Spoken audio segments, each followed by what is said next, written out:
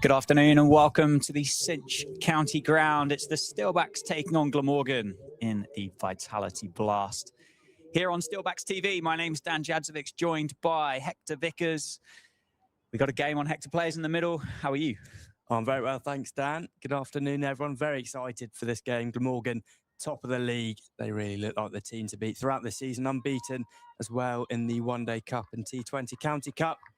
Northants, certainly a tall order today, but they'll be well up for it. Absolutely. Earlier on, 2 o'clock this afternoon, Glamorgan won the toss and Lauren Parfitt elected to have a bat first. It's going to be Mabel Reid to open the bowling for the Steelbacks.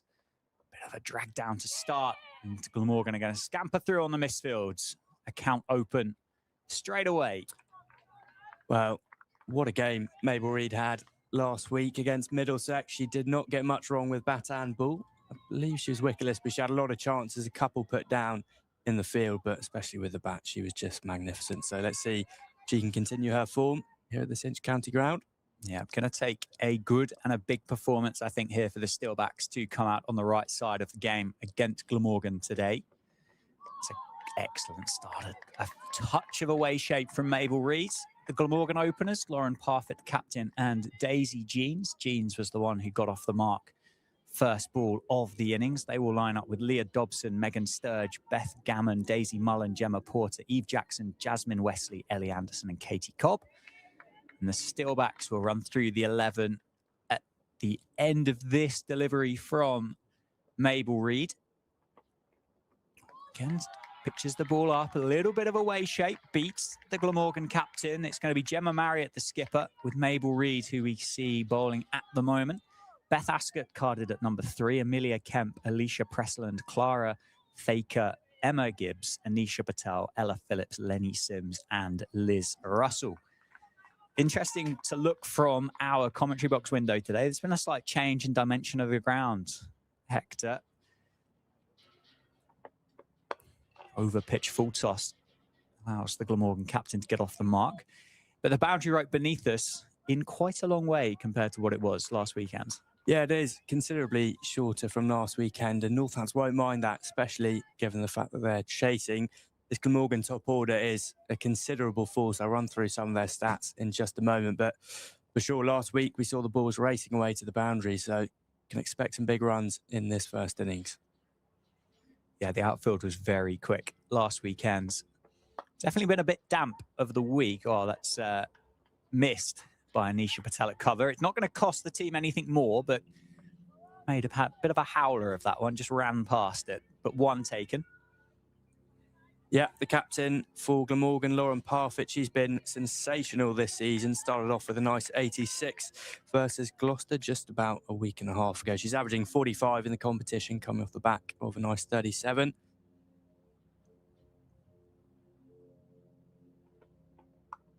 Nice bit of touch. Should come back for a couple.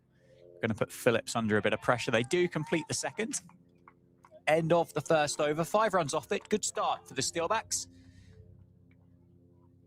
Yeah, I think both teams will be happy with that start. As you say, Dan, it's been a little bit moist over the past week since our last match against Middlesex here at the Cinch County Ground. So it'll be interesting to see what the Bull does and just how much that outfield might have slowed down a touch.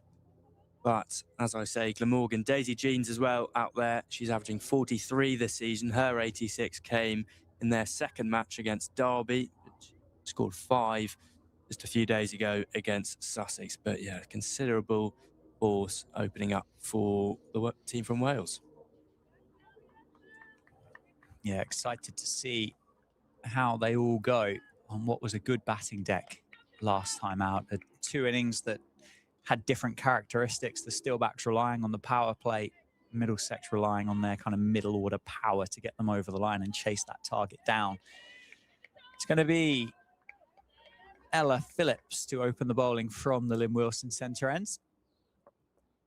Just the one fielder outside of that 25-yard circle to start here. And they're going to come into the game straight away, are they? God, it's gone straight through the hands.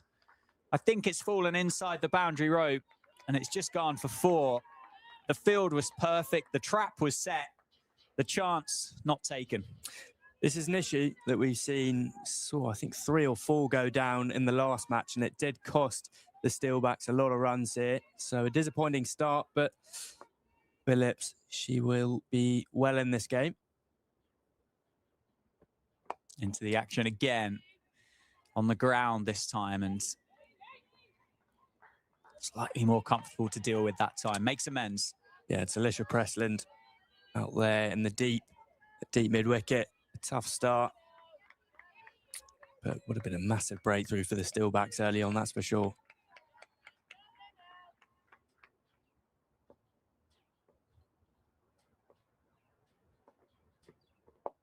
Nicely bowled again. Plenty of flight on there up above the eye line of the Glamorgan batters.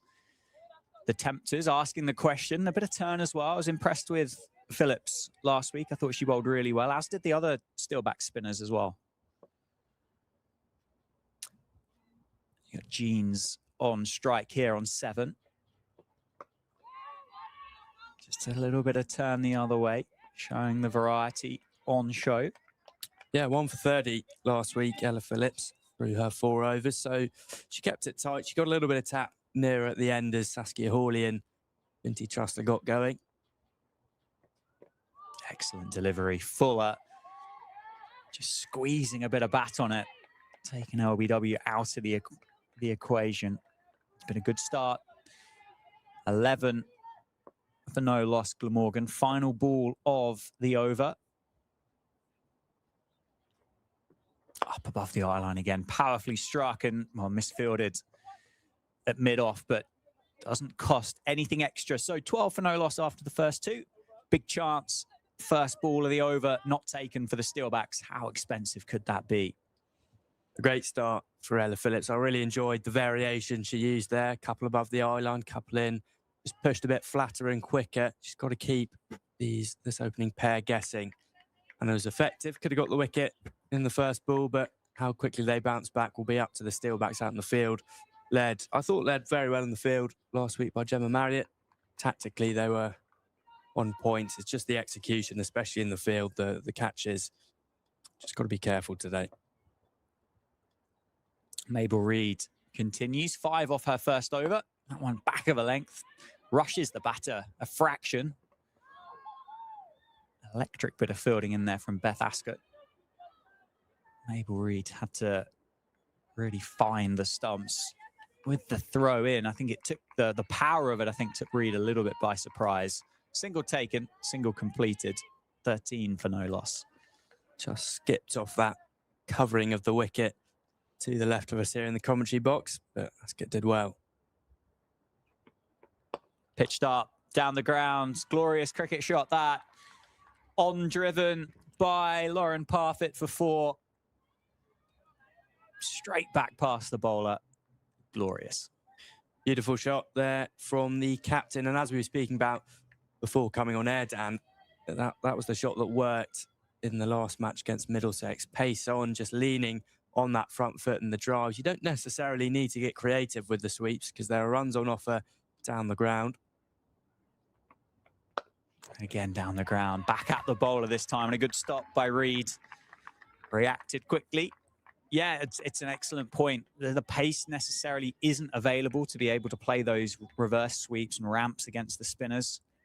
But the speed of the outfield, and I mean, today, the size of the boundaries, you'd be very tempted to continue just with that flow of the bat through the ball and target down the ground. Slower ball, really well bowled, very well disguised. A good length as well, dug out by the Glamorgan skipper. Yeah, Mabel Reed has had a brilliant season for the Steelbacks. 35 in their opening game against Worcester Rapids, down at New Road. And again, that backed it up with a 50 here at the Cinch County Ground last weekend. And with ball in hand in the field, she has been excellent. She has. She's been a standout. She was very good last Sunday afternoon. That one hacked away. A tentative hand stuck up, but it went straight past, races away across the outfield. It's going to be another 4 for Parfitt. That one, dismissive. Touch too short, touch too straight, and Parfitt made sure to cash in on that one. As we said, pace on last week. The runs were flowing, so it'll be interesting to see how long Marriott persists with pace. Not to take anything away from Reed, she's a fantastic bowler, but it was the pace off the spin above the eye line that did the job against Middlesex. Yeah, 3 spinners there, isn't there? Anisha Patel, Ella Phillips, and Lenny Sims. I don't know whether they've got another spin option available. Gemma Marriott did bowl herself, but that was seam up, and it got the treatment, didn't it, at the back end of the innings. Pace on again, and through the leg side once more, but stopped by Beth Ascot. At mid-wicket, end of the over, expensive that time. 3 done, 21 for no loss.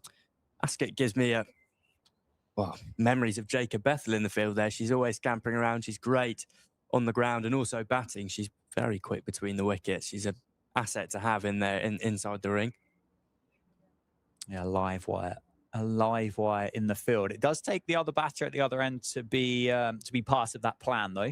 You can't necessarily be lightning quick between the wickets if your batting partner's not particularly interested, but anybody walking out to bat in this Steelbacks 11 who gets the pleasure of the company of Beth Ascot will know that they've got to get their skates on, won't they? 2 outside that 25-yard circle now. Skipper herself has dropped down to long on, and you've still got that one fielder at deep mid-wicket as well as Phillips continues or starts her second over, and it is muscled down the ground. Picked up in front of us here just for a single. Yeah, it just felt for the skipper, Gemma Marriott, in that last game. She stayed there at long on today. She got a bit unlucky with the bounce on quite a dry outfield, admittedly, at the time, but nice and comfortable there. Someone gives herself a bit of room, tries to open up the offside and can't get it past Patel. A bit of creativity. Those 2 fielders that are lurking on the rope on the leg side, just causing Lauren Parfitt to try something else. Advances, goes down the ground, gets enough of it. Does it go all the way? It does. First 6 of the day. Parfitt shimmies down the track and doshes Phillips back over her head for 6. Fantastic there from the Glamorgan skipper. You felt it coming, actually. She found a lot of fielders inside the ring, and it was only a matter of time until she went aerial, especially in the power play. Just making the most of only the 2 fielders outside of the ring. Fantastic shot. Gets maximum reward. Straight back down the ground. Short boundary today. Oh, that's been gapped very nicely. That's going to be a long chase into the pocket. Bit of confusion, and it's gone for 4. almost a horrible looking slide tackle there by Alicia Presslin that nearly, well, deserved a straight red card, I think, on the captain. But it beat the pair of them, and it's back-to-back boundaries for Parfitt. Yeah, the shot before just really pushed Phillips off her length there, dragged it in a bit shorter, but didn't have the pace really to unsettle the Glamorgan skipper. She just had to lean back and help it on its way. 20 off 13. Quicker and flatter. Well bowled, well responded. Final ball of Phillips is over. Can she get out of it? Score now up to 30. Glamorgan really turning the screw in this power play. Goes fuller and quicker. Beats Phillips. On the follow through, it will be a single to end the fourth over. It'll be 31 for no loss. Excellent start this from Glamorgan, as we'd expect with an opening partnership such as this. Very prodigious talents out there in the middle at the moment. Lauren Parfitt, as I mentioned earlier, 86 to open her campaign.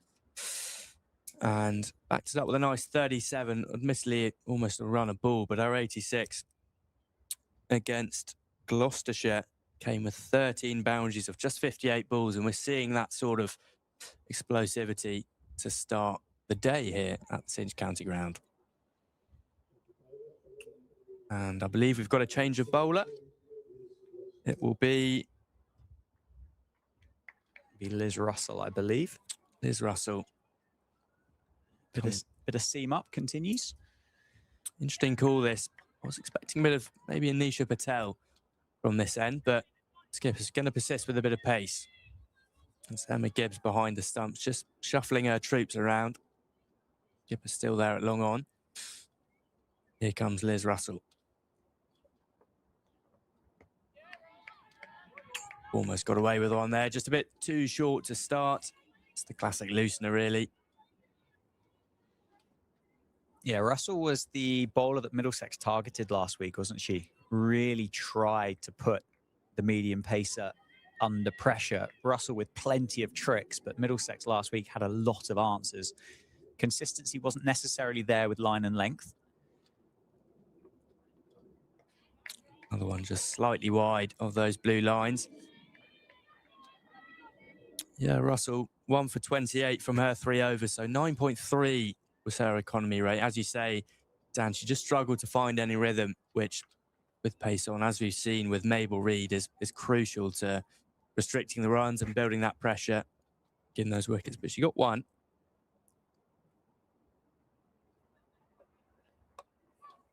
This one's a touch straighter, but carved away by the captain, Lauren Parfitt. She has started very well. She moves to 25 from 16 and just a touch too short there from Liz Russell. Yeah, still the width on offer though, isn't there? Trying to hide the ball outside off stump. Here is Liz Russell. Necessarily know if the field is quite set for that. Well, there's one out, isn't there, at deep cover, but she's going to try and bowl wide outside the off stump with the speed at which they've got away here, Glamorgan. Probably another sweeper out on the offside would be wise. They are going to strengthen the offside as they bring one more over to a short third. Marriott herself goes to long on. Fuller this time from Russell. I think that's the better length. Assisted with the wideness, but no bat on ball there, and it's a dot ball. It's hard to see if Russell is bowling this plan and this line, it's hard to see how the ball gets to Gemma Marriott at long on. It's with the width on offer, you think sweepers on the offside are going to be your positions to defend the boundary. And that's a big, the captain there, Lauren Parfitt, just rounded herself up there for a big drive, but no bat on ball. Another player missed. So positive signs now for Liz Russell after a couple of wides in a boundary to start her opening over of the day. I agree with you, Dan. Kind of seems that the line is, well, it's consistently outside the off stump here. So maybe a couple of sweepers on the offside boundary, but I think Liz Russell's going to come in and try and bowl a bit fuller here. Slight misfield there. And it's just running away to the boundary. Will it get there? Clara Thacker gives chase, but alas, cannot make it. That's another boundary for the Glamorgan skipper. Ticks to 29 now. And just a touch too wide, you feel. It's a misfield there at backward point, so Russell won't be happy. But that's 4 more for Glamorgan. Yeah, powerfully struck again, wasn't it? It's like burst straight through the fielder. Just think that sweeper on the offside. This one shorter-ish, but just stop there at backward point and they'll scamper through for a single. Good running from Glamorgan, just keeping the pressure on here for the Steelbacks. You've got to find something now as the pressure is piling on, and that ticks to 42 for none now. I think they want to break through inside this power play. Yeah, I would agree with you. Change of field, big change of field here with Jeans on strike. Very much defending the leg side here for Russell. And there it is. That's a big hoik to start straight from Russell. It was a nice delivery, and they'll get through for one. Jeans, she hasn't had much of the strike so far. It's kind of been the Parfit show so far, and it's been a lovely show to watch. But Jeans herself is a fine batsman in fine form, and that brings an end to the over. 43 for none. Yeah, excellent ball striking so far. Glamorgan very much on top, aren't they, at 43 for no loss after 5 overs. Parfit doing the damage. Do the Steelbacks have as a response? What bowling change can they make? What bowling partnership can they put together? Can they get the field right? Can they get out of this power play, Hector, without too much damage? And then they can start to spread this field out a bit and they can have 4 on the rope. A bit of extra protection. Try and slow this Glamorgan batting lineup and this opening partnership down. Well, here we go. Amelia Kemp coming into the attack. Good call from the skipper. Very consistent with line and length is Kemp. But it's been a great start for Glamorgan. Should remember that the Steelbacks themselves have got an explosive top order for the power play. Gemma Marriott and Mabel Reid as Kemp begins her spell. Oh, and that's an edge and dropped behind the stumps. It would have been a brilliant catch there from Emma Gibbs. Coming back into the side for Chloe Hill. But alas, dropped. A great start from Kemp. Just wafted outside, tempted fuller delivery outside off, and Jeans gets away with one there. Would have been a good catch, wouldn't it? Keeper standing very, very close. Just rush for the pace. So this one's tucked down, beats the fielder at square leg, and they'll run back for 2 here. Jeans got away with one, I agree. Yes, is close up to the stumps. Just seemed a bit rushed for time there, but a great effort diving to her right. Good start for Kemp here as she turns at the top of her mark. That one's just down leg side and helped on its way, but a good stop on a short, fine leg.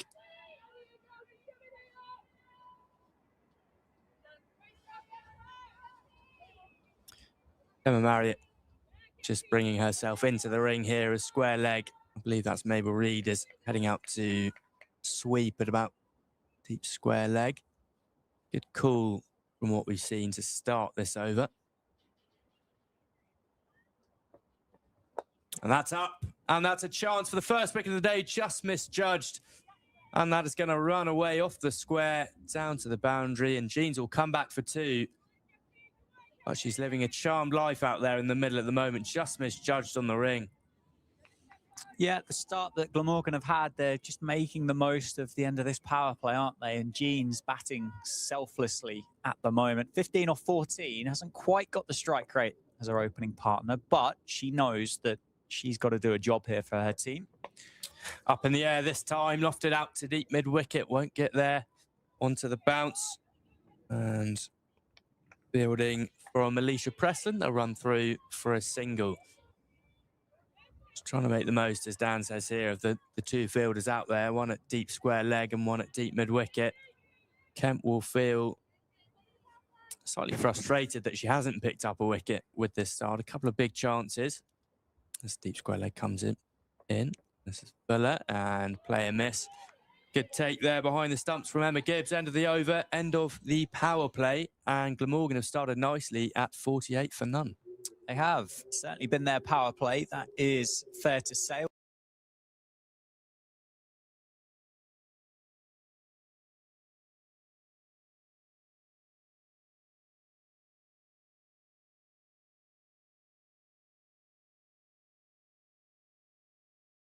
for the Steelbacks. But for Glamorgan, very much on top. And Nisha Patel's coming straight into the attack now that the power play is over, and she has those few extra players out on the boundary rope. She was fantastic wicketless against Middlesex, but she kept it really tight, 0 for 30 in her 4 overs, which isn't quite reflective of how she bowled. Also came back into the attack after picking up a bit of a niggle from a dive in the field. She's a fierce competitor, and you feel she's one of the real leaders in the side as well. Certainly is. Very experienced cricketer now. Been around for a long time.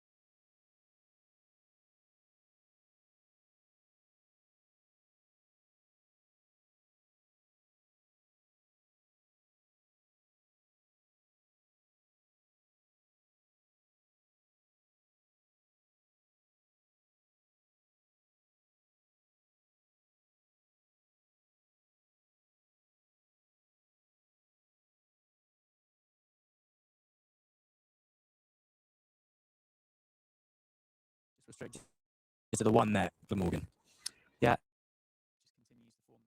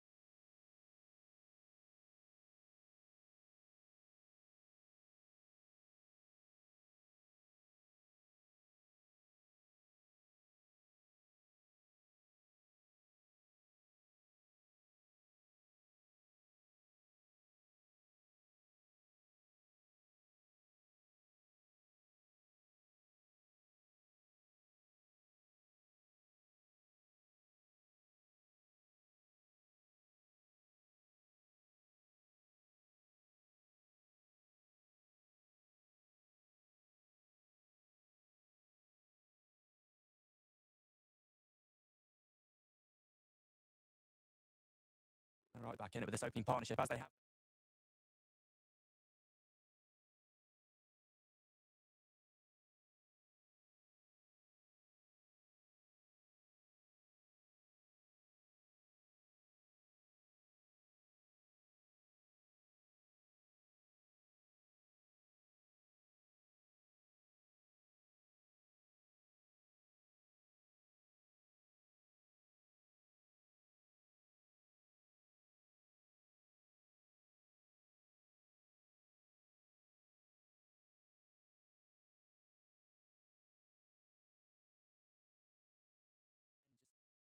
Just slightly off the slice of the bat, up and over.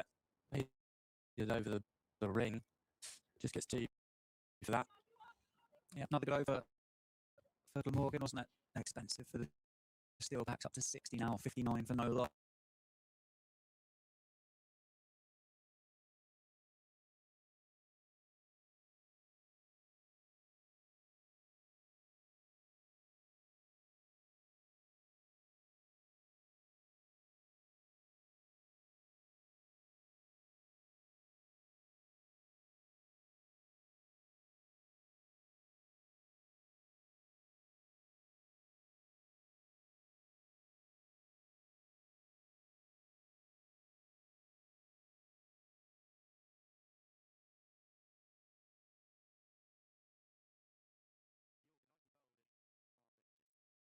Gets a bit of bat and it steers it out to deep square leg.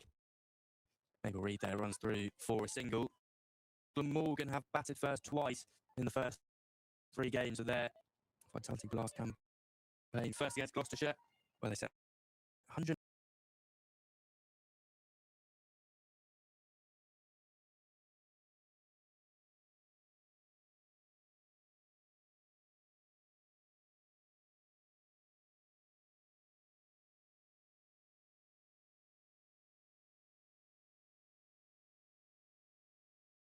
first and 167 for 8. And then chased down 166 against Sussex just a few days ago. So they're no stranger to a high score, that is for sure. Again, slight Yorker length, but just missed her line a bit down the leg side. Did Amelia Kemp, and Mabel Reid does the fielding. Such a safe pair of hands and such a reassuring presence out there on the boundary rope. Yeah, someone that you'd be happy to see the ball travelling towards, wouldn't you? Good fielder, good all-round cricketer, Mabel Reid. Cricketer that you think some of those Tier 1 counties would have an eye on. I think based on what we've seen from the Steelbacks this year, that's monstered down the ground, isn't it? 4 runs, no one's stopping that. Fantastic shot. Fantastic shot. The sun is out here at the Cinch County ground and the runs are flowing accordingly. Daisy Jeans now getting in on the action. That's a beautiful shot. She moves to 28. The captain at the other end, 34. Morgan, 66 for naught. Amelia Kemp, she's got to find some answers here. A little bit overpitched. In again. She was just geared up for a big one there, but in the end just helped herself to a single. Down to Gemma Marriott at long on. Yeah, it was a nice response, wasn't it? That one a little bit straighter, just not allowing Parfitt to throw her hands through it like it was the ball before. Cramping the Glamorgan captain for a bit of room. That's better as well, but a brilliant shot there from the captain. Just pierces the gap, almost sat back, and that was pure timing. Beats the fielders in the cover region. That'll be a 4 to end the 8th over. And now 71 for naught after 8. Captain at 38. Questions need to be asked. We've seen some good ones, Hector, but I reckon there's a conversation for that being shot of the day. Just opened up the offside, not with the feet, but almost with the upper body. Just opens the chest up, opened those shoulders up. Just carved it through. There was no real gap, was there, between cover and extra cover, and it obviously is going to race away for 4 here at the Cinch County grounds on this glorious Friday afternoon. Outfield is quick, boundary is in. 71 for no loss after 8 overs. We are going to get a change of bowling from the David Capel end. It's going to be Clara Thakur for the first bowl of the fixture, and we think first bowl in a Steelbacks jersey as well for Clara Thakur. Starts good pace, good length as well. Skiddy, quick shoulder, I would say. Yeah, lovely bit of pace. Good start there for Thakur. Coming in for Ava Clive, who batted all right. She's got 4 last weekend, coming in at number 5, but this will be a nice extra bowler to add to the Steelbacks weaponry. Nicely bowled again. Jeans catching up to Parfitt on 29 now, 29 off 23. Parfitt herself on 38 off 27.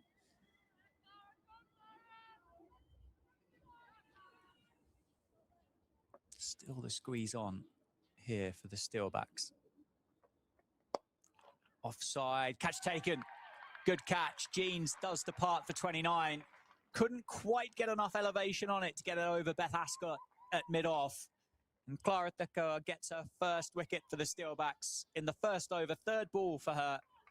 Pitches the ball up. Good delivery, good catch. Yeah, an essential wicket there for the Steelbacks. They will be delighted with that. Unsurprisingly, Beth Ascot, kind of the safest pair of hands you'd want out there in the field, the exception of Mabel Reid, but Clara Thakur straight into the attack and straight into the wickets.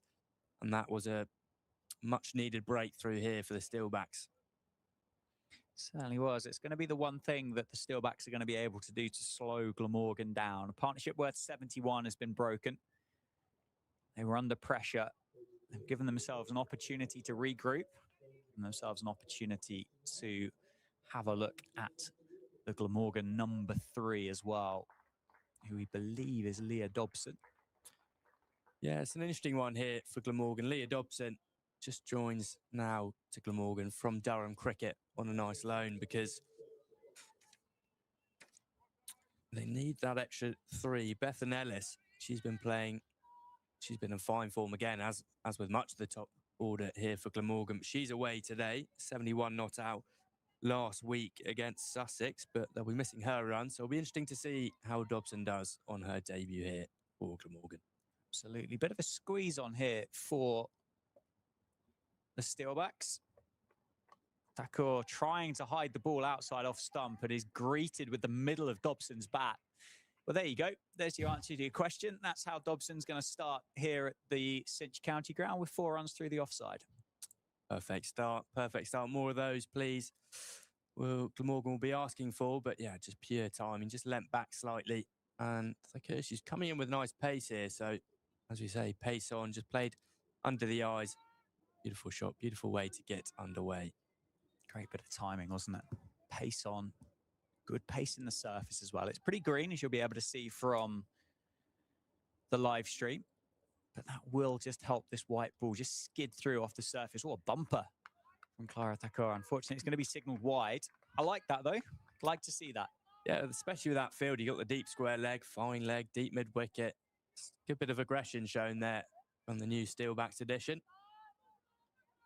Good pace. It'd be a surprise one as well. If that was targeted well, that would be a real surprise bumper. It's not a quick run-up, is it, for Thakur here?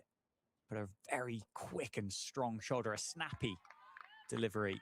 So that one just slides through to the gloves of Gibbs. They're left alone. Really enjoying this start from Clara Thakur. Brilliant addition to the squad. Just, as I said, adding an extra seamer as well. Slower ball. Picked from Dobson and carved away through the offside. That time Squarer beats the diving fielder at point. It's going to be another boundary for the Durham loanee. Moves to 8 in quick time. 80 for 1 after 9. Yeah, the wicket fell in that over of Daisy Jeans, and it was a big wicket indeed. But for me, I'm still looking at the captain, Lauren Parfitt, out in the middle on 38 off 27. She hasn't really looked too challenged so far. So I think Lenny Sims is going to come into the attack here. She bowled nicely as well last week against Durham wicketless, but 26 from her 4 overs. So she's the most economical of the Steelbacks bowlers, which I'm sure Gemma Marriott would like to see. Now, just try and induce a bit of a lull into this game, because there's the danger of the captain and how Dobson started. There's a danger of them racing away. It certainly is, isn't there? That 80 turns into 100 quite quickly from here, and the sky's the limit, particularly with 9 wickets in the hutch for Glamorgan. Bit of turn off the surface for Lenny Sims. Nice start up above the eye line. Quite a watchful start from Parfitt there, just turning it into the leg side for 1.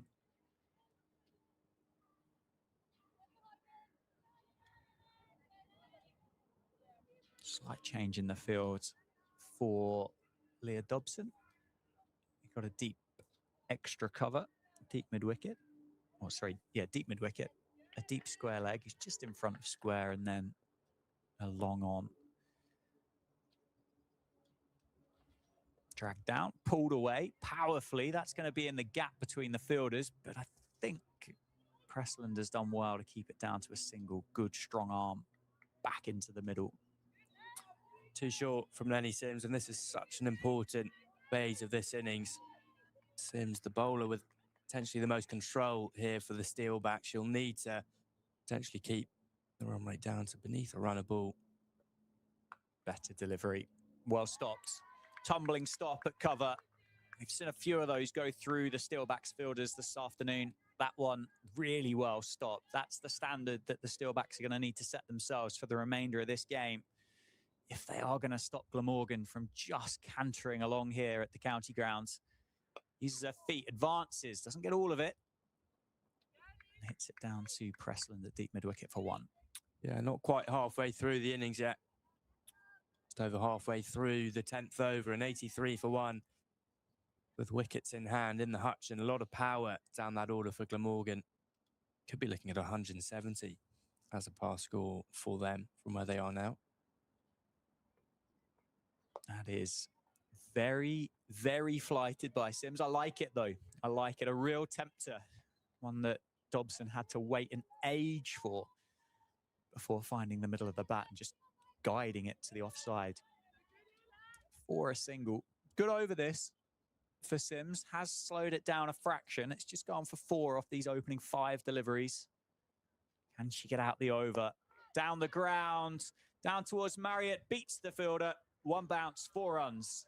Can't get out of the over. Glamorgan do get the boundary. And at the halfway stage, the score is 88 for 1. That's the brilliant thing about this opening partnership from Glamorgan between Parfitt and Jeans, is that they are afforded just to knock it around for those singles, and a boundary and an over is going to kill the Steelbacks here. But like she's been bowling nicely. She's going to continue.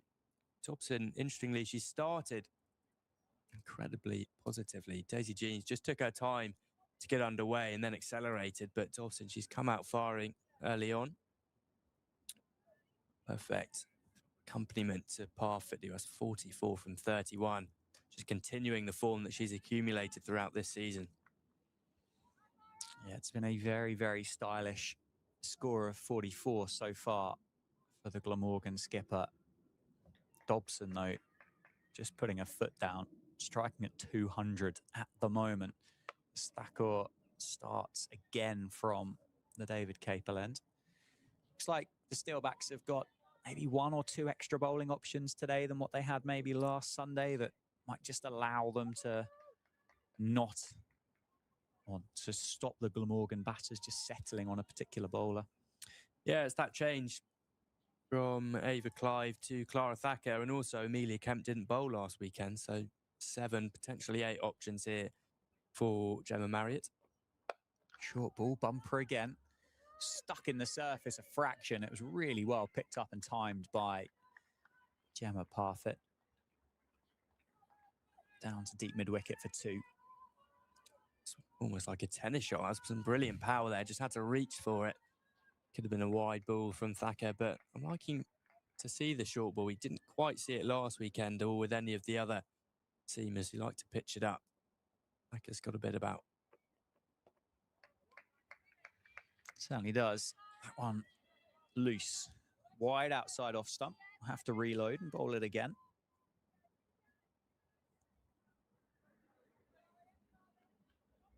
.92 for 1. Glamorgan won the toss. Chose to have a bat first this afternoon.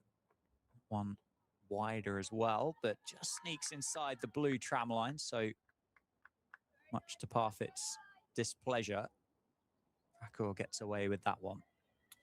Parfitt just leaning on her bat there to try and make a point there to the umpire, but Thacker potentially getting away with one. Just over the line, I'd say.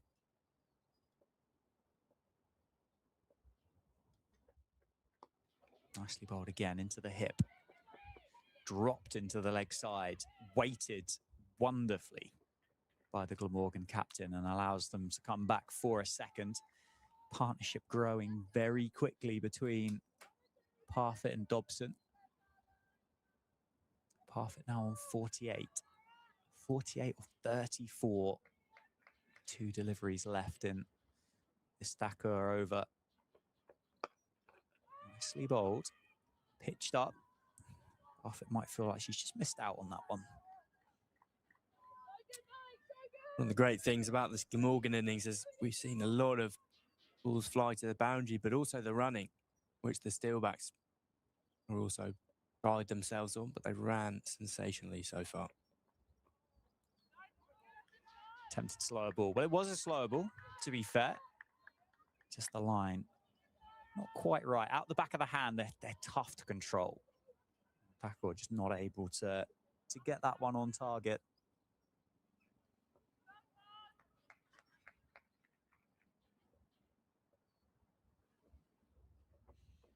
Short ball again. Gloved around the corner, I think. He won for Parfitt. Keeps the strike. Moves to 49. And at the end of the 11th, the score is 96 for 1. Yeah, lovely. Current partnership, 25 of just the 15 balls from Dobson and the captain Parfitt. Dobson, a couple of boundaries already in the 6 balls that she has faced. And Parfitt already 8 boundaries. She's been out there the whole time. 35 balls for her, 48. Playing a brilliant captain's knock kit. We've seen some special innings from captains, actually, past week or so here at the Cinch County Ground. Saskia Hawley with a match-winning one for Middlesex last week. the final ball. It was a thrilling game. I'd recommend watching it back if you have the time. And Gemma Marriott also batted really nicely, I thought, as well. Just fell short. 28 off 21, 5 boundaries, but she was looking great out there. Lenny Sims to continue. Dragged down, muscled away down to long on. It's 50 for the Glamorgan captain. 50 off 37 deliveries. Excellent innings, excellent start to the game for Lauren Parfitt. Got her eyes on a much bigger score from here, though. Well, she's no stranger to a big score. That's just another half century to her name. She's been brilliant today. As I say, a mixture of boundary hitting, placement, timing, good running between the wickets. You wouldn't be surprised to see her kick on now. Dobson on strike. Squeeze on the offside. You can see the plan, can't you? But Sims, what was that one outside of the tram lines? Be a wide, gonna have to reload it. 98.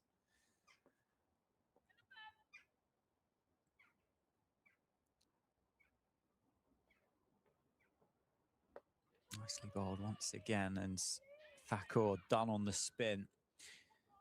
Just grips off the grass and makes you look a little bit silly, doesn't it, when that happens and you don't quite read it? Yeah, we've seen a few of those here. Just a bit tough because, as you say, there's been a bit of moisture around, so it's quite hard to read this outfield. It was nice and firm last weekend. Down the ground, it's gone up. There's a chance here if the captain can get under it. She can. Marriott takes the catch. Captain to captain. Parfitt gets the 50, cannot go on, and is dismissed off the bowling of Lenny Sims for exactly 50. A safe and sensible catch from Marriott at long on, and the captain's got to go.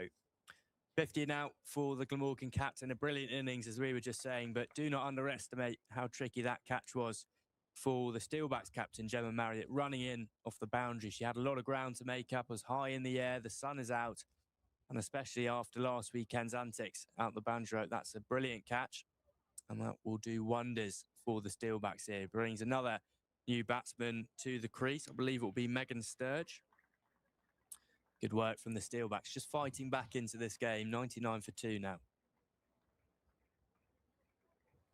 Yeah, the power and the experience just keeps coming, doesn't it, though, for Glamorgan? So we believe it's Megan Sturge, carded at number 4, who I also believe is on loan from Hampshire. So 2 Tier 1 loanees in the middle for Glamorgan.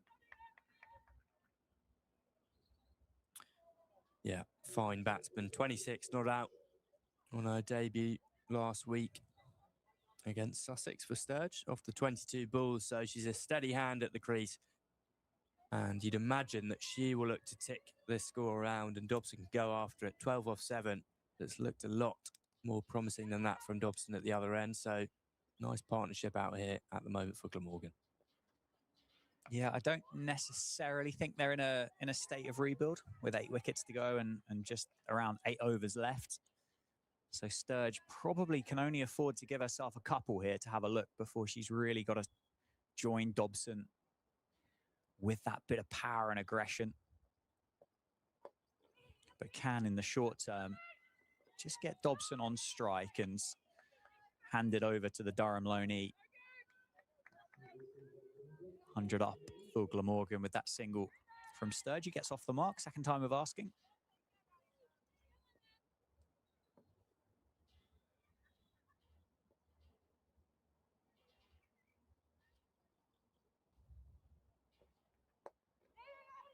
Another sensible single taken. So good bit of bowling from Sims. Good over. Breaks the partnership, gets the big wicket of Parfitt for 50. And after 12, Glamorgan are 101 for 2. Well, 101 for 2, 8 overs to go here, Dan. They've got plenty of batting to come. Bethan Gammon in next. She's had a couple of single figures scored in the Vitality Blast, but elsewhere in the County Cup, an unbeaten 60 and unbeaten 47. There are a lot of runs there. Just wonder what you would be looking for now if you were Glamorgan. I don't think you're looking at doubling it from here, are you? But in theory, possible with the wickets left, that they can take a lot of risk. They can run really hard here. They can put the Steelbacks under pressure. And it is relatively short straight. Nisha Patel starts with a shorter one, and Glamorgan want to, and in the end, they'll get back easily. Slightly lackadaisical out there on the boundary. Could have been a bit more pressure on it. Glamorgan were just wondering between themselves, between Dobson and Sturge, whether to push. In the end, nice and comfortable. Yeah, well, I think the pair of these in the middle here think that there is a little bit of a rebuild required for Glamorgan at the moment. This one, Fuller and swept and down to short fine leg. No run. And the reason I say that, we've had a drag down from Patel and we've just had a full toss, and neither one of them have been looked to be hit to the boundary. And even the two, there was a bit of confusion and doubt, wasn't there, as to whether that second should have been taken. Really could be putting the Steelbacks under pressure here.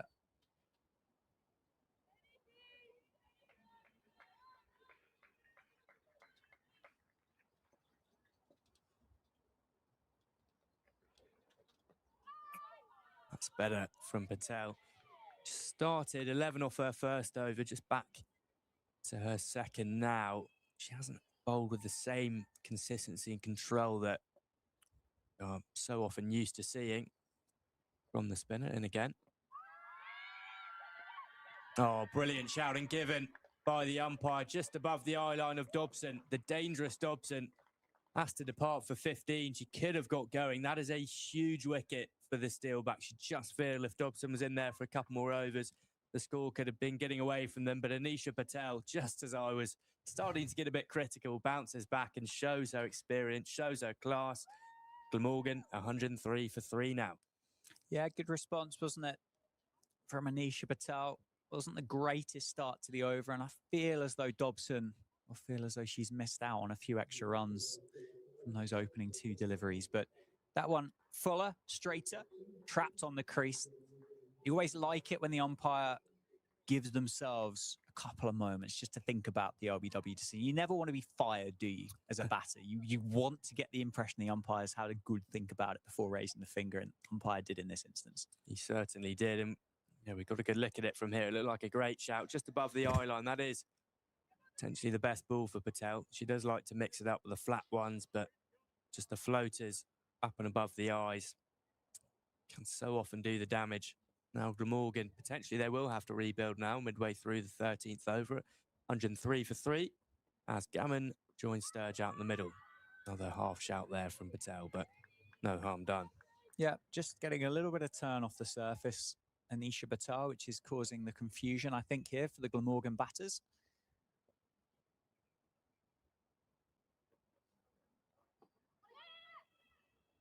Slightly tentative, that from Gammon, but she's off the mark. Just runs through for a single to end the over, 104 for 3.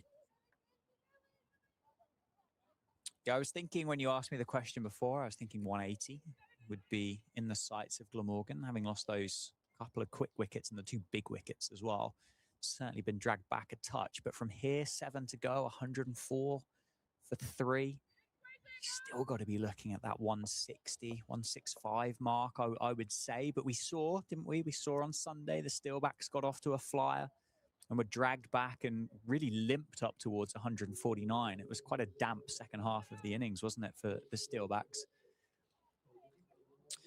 Well, Glamorgan, so far, their lowest score in the blast is 166. I think they'd be happy with it, slightly disappointed after their start, but you feel it's a good score on this wicket.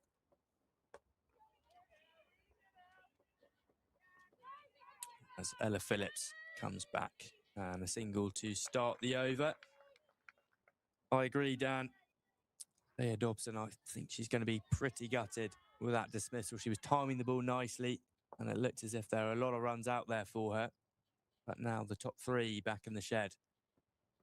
This one just a bit wider and given a wide by the umpire. That'll have to be a re-bowl. But Bethan Gammon, as I mentioned, she hasn't quite got going in the Vitality Blast. 2 single figures and didn't bat last week against Sussex. It's a beautiful shot, just rocked back pushes the hands out to deep cover, runs through for a single, but in the T20 County Cup, unbeaten, yet to be dismissed, 60 and 47. Yeah, I think the Steelbacks will be quite happy with the pair in the middle at the moment. I feel like Glamorgan might have just lost a little bit of power in the middle with Gammon and Sturge. That's going to help, isn't it? The bottom edge is going to run up towards the members. Is it going to go for 4? Not quite, just hauled back in the rope. But they will run well. They'll run well. They'll be athletic. They'll put the fielders under pressure. Well, we saw a similar thing last week from Alicia Pressland and Beth Ascott running really nicely between the wickets. They didn't quite have the power of Marius and Reed, but they made it work. Oh, this one's a really nice ball, just above the eye line again. Well bowled from Ella Phillips, no run. Runs are always so valuable. As we found to the back end of that Middlesex chase, it looked as if those runs from Ascott and Pressland could have been the decider. Good hand there from point, diving to her right, and they'll just get a single. Brilliant piece of fielding there. Yeah, excellent work in the deep, wasn't it? From Russell to react to that. Obviously backing up. I think it's Ascott, isn't it? A backward point there. This one's flatter and touch straight, and there's a single on. There's a run-out chance. Great piece of backing up, though, from Beth Gammon. She was halfway down the wicket when she called Megan Sturge through. So she made her ground, but nice bit of fielding there out in the outfield from Northants. End of the over, 112 for 3. Yeah, it was a good pick-up, wasn't it? To get that up clean and get it away. Maybe a fraction, a bit of a better throw.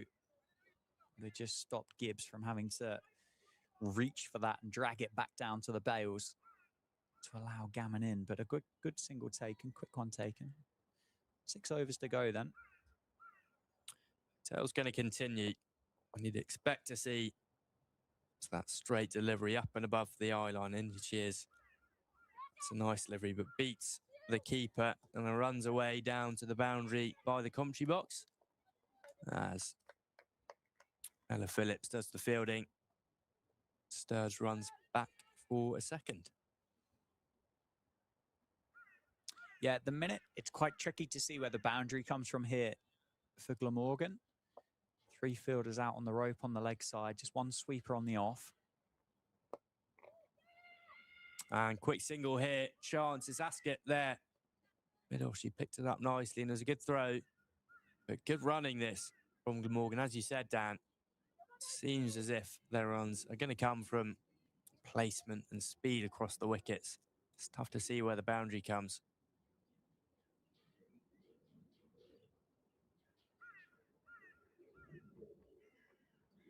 Oh, that's a big sweep attempt, but just misses the stumps there. Close to a bowled from Anisha Patel. Gammon feeling a little bit of pressure. 5 off 7. Since she's come in, the runs have started to dry up a touch. This is good from Patel. And there's the sweep again, and this time beats the short fine leg. It looks as if it will get there, and it does. Amelia Kemp giving chase from deep square leg, but a beautiful shot from Gammon. Moves to 9 now, gets above that runnable run rate. Good release of pressure, just slightly wayward from Patel. Yeah, nice connection. Runs down that slight incline here at the Cinch County ground, so the ball will always run away from that fielder down on the boundary rope.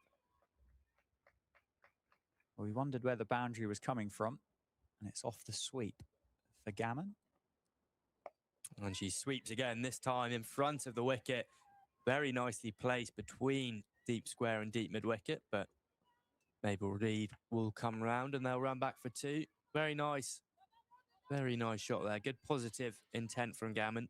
She knows she's got to just keep the impetus going for Glamorgan here, and already 9 from this Patel over. She's been expensive, but that one again out into the leg side. This time between deep mid-wicket and long on, just a single. Brilliant piece of speed across the outfield there from Mabel Reed to save a single, and that'll be the end of the over. 121 for 3 now after 15. Yeah, good work by Mabel Reed. 5 overs to go. Still got to be looking at 160 mark, you would say 7.5, 8 and over from here to get up to the end with 7 wickets remaining. I think you got to be selfless, haven't you, in this stage of the game? You got to be prepared to lose your wicket for the benefit of the team, whether that is looking for that second, putting the fielder under pressure for the first, trying to find the boundary rope, particularly with those wickets and those batters that are left in the sheds. Ella Phillips is going to bowl out her spell. The umpire's just having a little meeting in the middle there, looking at the ball.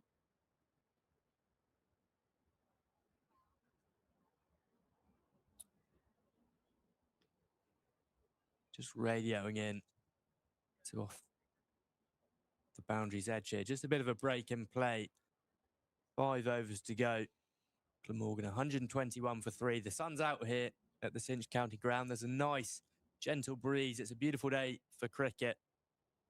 And there's a lot of cricket going on around the country. Northants graduate Emilio Gay with a nice half-century on debut. He's out now for 57. But he's off the mark in Test match cricket. Lovely to see. Yeah, very, very pleased for Emilio, as I'm sure a lot of people from the county of Northamptonshire and Bedfordshire and now Durham are seeing the young man getting his Test cap and doing well. I think that innings today of 57 in particular just shows some real grit, some tricky, he goes as far as say horrible batting conditions down at the home of cricket. So delighted for him. Phillips to bowl out her spell here. 3 overs. And that's a quick run taken off the first. Good bit of work, but again, good bit of running from Glamorgan. Just keeping the runs flowing here. Phillips, 0 for 25 from her 3.1 overs. 5 left in her quota for the day. Excellent single taken. If you're not going to find the rope, you've got to take the singles at this stage. And a pair of them appear to be lightning quick over 22 yards. Oh, beautiful shot. Advancing down the ground there from Megan Sturge. No fielder down to that offside. It was beautiful. Just a nice advance up and over the boundary in a 1 bounce 4. Yeah, didn't overhit it. Got herself into a good position. Spotted the target area. Saw that there was no fielder down on the rope. Over long off. Just timed the ball nicely back over the bowler's head. Shorter this time. We've seen that a lot today. The full ball getting the treatment, so going short straight after, and that'll just be the single. Glamorgan, though, running well. Look for 2. Really good work by Gemma Marriott. Off the boundary rope really quickly. Challenged that ball. Targeted it to keep it down to 1. Keep Sturge off the strikers. This one's full.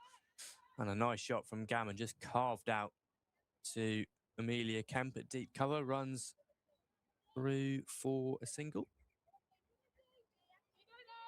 Steelbacks have used 7 bowlers so far in the day. Liz Russell, just the one. The others have all had a good look at this wicket today. Nice and green. And this one is struck on the pad. Half-hearted appeal, but looked as if a bit of bat first. So the umpire's finger quite rightly stays down. Yeah, I don't think there was much going for that online either. Looking at the shot and the angle that Sturge was trying to play that one. Here we go again. Fuller and a really nice drive. Just lent into that one. Happy this time just to jog through for the single. And that'll bring an end to Ella Phillips's quota of 4. End to the over. 129 for 3. 4 to go. Yeah, good spell in the context of the game, wasn't it? Could look at it on face value and go, oh, it's on the expensive side. But actually, with the way that Glamorgan have started here, and particularly in that power play, to be going at around 8s, I'd say is a good return here. And keeping with the slow bowling as well, it's interesting to see that Mabel Reid, Amelia Kemp, Clara Thacker haven't been turned to since their opening 2 overs apiece. It's going to be Lenny Sims.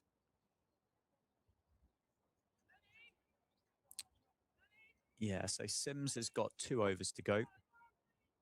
Anisha Patel has 1. Got 4 overs remaining in the inning, so we could have 3 from spin, which I think if I was captain, I'd be very tempted by, and then just have 1 from Mabel Reid at the end. Very nicely flighted. Played down the ground. Should just be 1. I think it's Ask at that time. Steaming in off the boundary rope. Cutting it down to 1. Very tight, the field on the offside. You can tell the line and length is going to be full and straight here, but you've got, what's that, 5 fielders in quite close.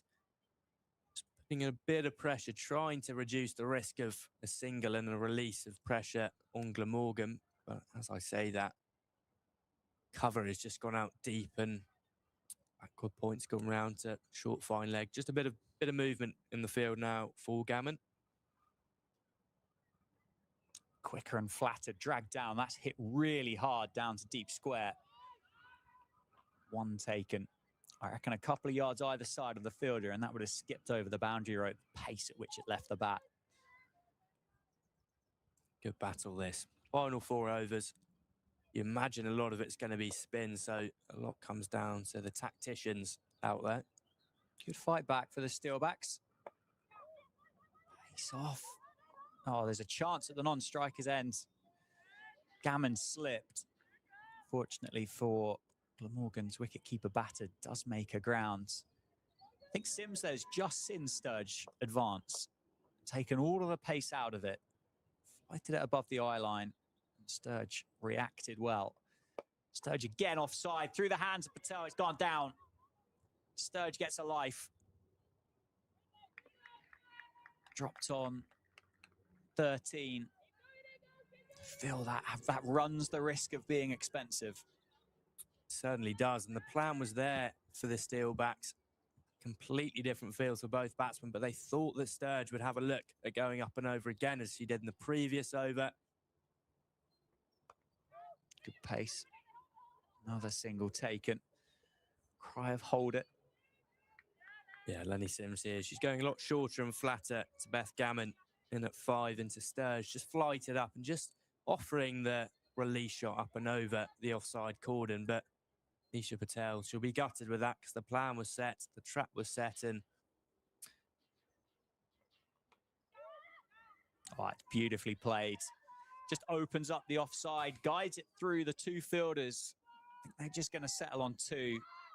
They are going to settle on 2. There was only ever 2 there, despite the enthusiasm of Sturge looking for a 3rd. Nicely played, nicely timed, end of the over. 3 to go. It's 135 for 3. Such an interesting part of the game here. Just the 3 overs to go, but we've seen it in the last couple of overs, a couple of wickets to fall, and all of a sudden Glamorgan might not be looking at that total of 170, 180. And now it's down to those 2 out in the middle, Megan Sturge and Bethan Gammon. Very quick between the wicket. Very good at putting the pressure back on the bowlers, not letting them settle into their rhythms, but don't quite have the boundary striking capabilities as the likes of Lauren Parfitt and Daisy Jeans, even Leah Dobson had at the top of that order for Glamorgan. Interesting call here. Mabel Reid back into the attack. 2 overs, no maidens, none for 14 for the Steelbacks. Quick. 3 overs to go. Reid has 2 herself, but is this going to help Glamorgan pick up a few extra runs? And that one, well, Gammon beaten for pace, I think would be fair to say. Top edge. And just lands in between 3 Steelbacks fielders, having not really left the square. Yeah, good start from Kemp there. As we said, she didn't bowl last week against Middlesex, but she's looked good out there today, bowling with nice pace, nice accuracy, and almost back in the wickets in the opening bowler first spell. In the air through the leg side. Should just be 1. No, they'll take on 2, as they should. Chance at the keeper's end. Really good dive. Good running from Sturge. Come back for the 2nd. She might have hurt herself with the dive. Hopefully she's okay. And that comes back to the selfless kind of cricket that you were calling for. Sturge has got that in abundance. Wouldn't be 2 on any normal day, but pushed so hard as she has done all throughout her innings in this partnership, which has become a very useful one for Glamorgan.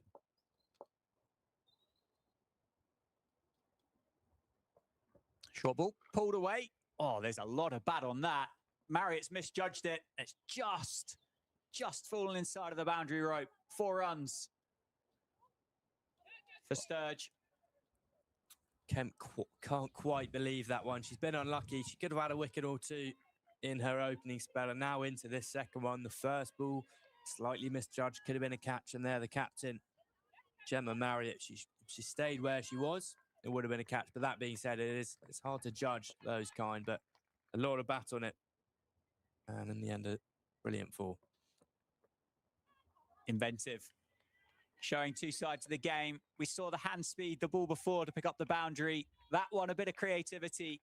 Down on one knee, ramps it past Gibbs. Up to fine leg for 4. Back-to-back boundaries for Sturge.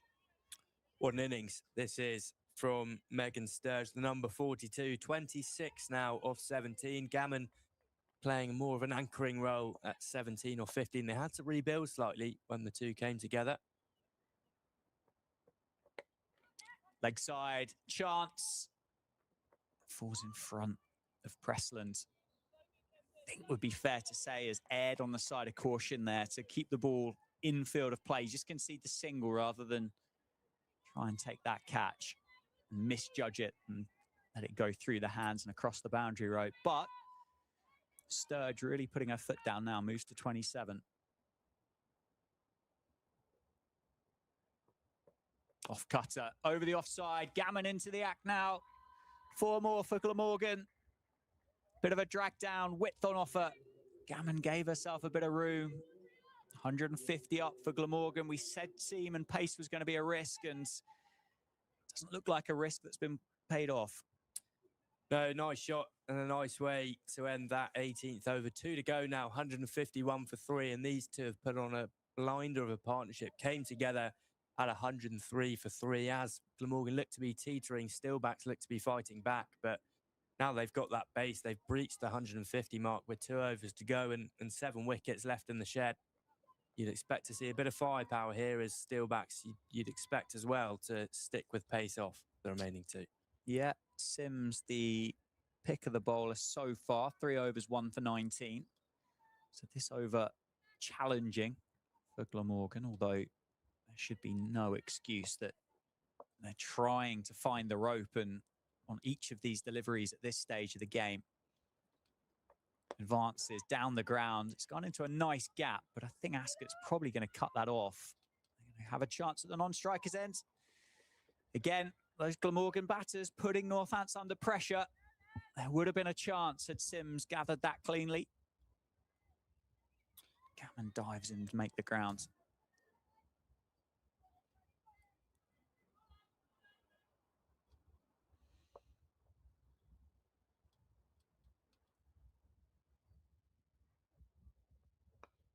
Slower, up into the offside, full safe.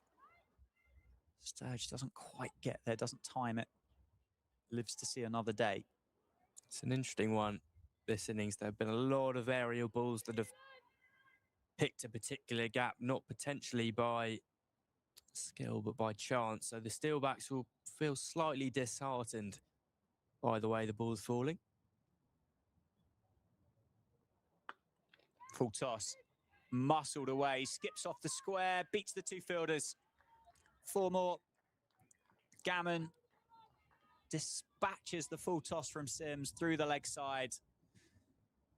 Glamorgan continue to turn the screw. 158 for 3. 54 the partnership now. 55, sorry, for this 4th wicket. Those are 3 runs you feel there from Sims, but perfect timing, perfect placement. The 2 boundary riders out there couldn't quite close the gap in time. Offside this time. I think that's going to be another 4. Oh, brilliant by Pressland. Brilliant work down on the offside boundary. Full-length dive. Cuts it down to 2. Excellent timing again by Gammon, though. 160 up. With 8 legal deliveries to go in this first innings. This is raced up as well to the Steelbacks. Just a few overs ago, it looked as if the squeeze was on, as if potentially 160 could be the final score. But you say with 8 deliveries to go, they could be looking at 180.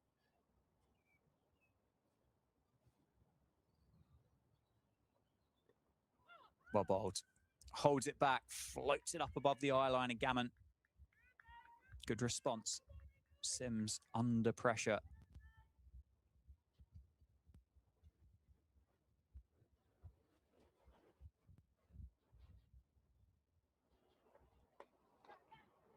Gone down. Big stretch from Anisha Patel. Can't quite get up. It needed the step ladder to take that extra step up. Single taken off the final ball of the over. So 6 to go, 161 for 3. Such an important final 6 balls this. You feel for the Steelbacks. They've got the power at the top of the order. I'm looking at Gemma Marriott and Mabel Reid, and that power play that they had last week against Middlesex, 59 for 0. Is exactly what they'll need. It's getting a bit darker, the cloud over here at the Cinch County ground, but I think above 10 from this final over, and the game will feel slightly out of reach here. But if you can stay in the 160s, maybe low 70s, we'll be okay. It looks like Mabel Reid is coming back into the attack after her opening spell of 2 overs.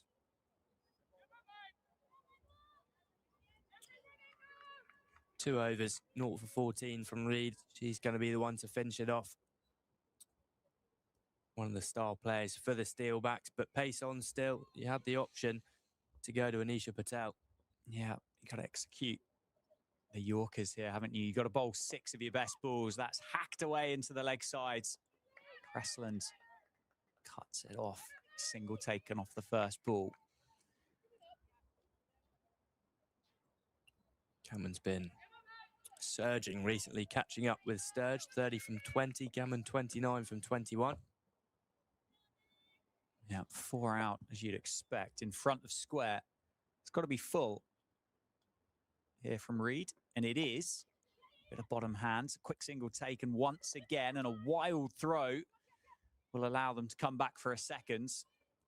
Half stopped by Anisha Patel, backing up.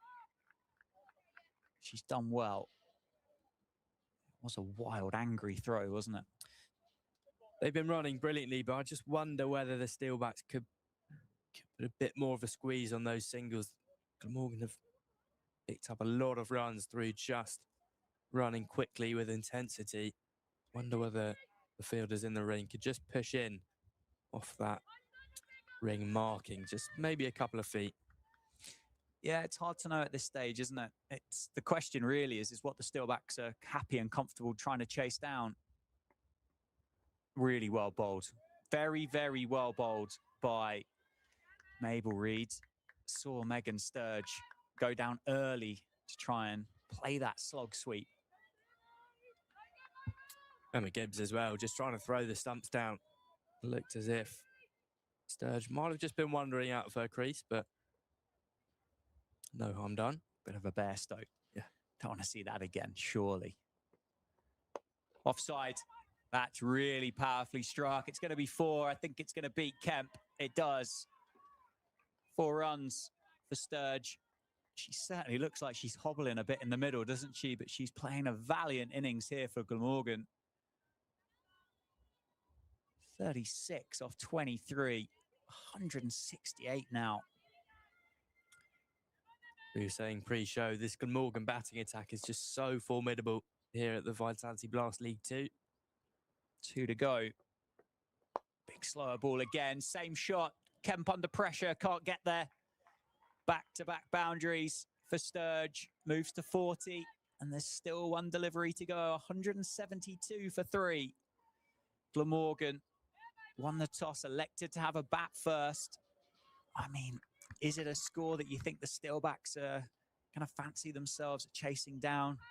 Feels a little bit over par to me, if I'm honest, with 1 delivery to go. Here is the last one. Reid to Sturge. Full toss. There's going to be an eye on that for a no ball, I think. It's mistimed into the leg side. They'll come back for 2. They will complete the seconds. And I think looking at the umpires, they have called over. They are happy with the height of it. And it is the end of the innings. Glamorgan finish on 174 for 3. Sturgeon 42, Gammon on 29. A 50 for the skipper, Parfit. 29 for Daisy Jeans and 15 for Leah Dobson. That's going to take some chasing down. Yeah, it's going to take something special, but no, the Steelbacks, they do have it in their armoury. Gemma Marriott and Mabel Reid, as we said, they've been sensational this season. Amelia Kemp in at 3. You feel she's due some big runs. She hasn't quite gotten herself firing in this T20 blast, but we know the talent that she has. Beth Askett in at 4, Alicia Preslin. They've got the batters out there to pull it off, but it's going to take something special, you feel, especially with the clouds just darkening a touch. Absolutely right. Well, let's take a quick 5-minute breather as the teams and the innings switch over. And we'll be back when the Steelbacks attempt to chase down 175 here against Glamorgan.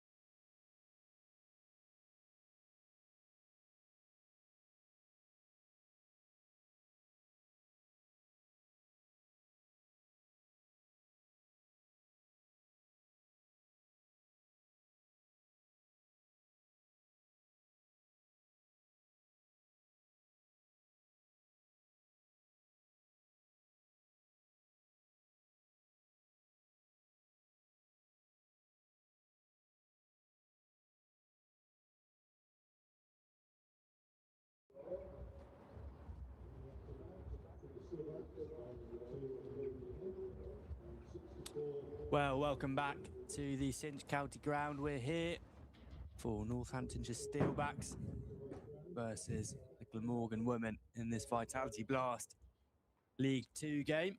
Glamorgan won the toss, batted first, 174 for 3.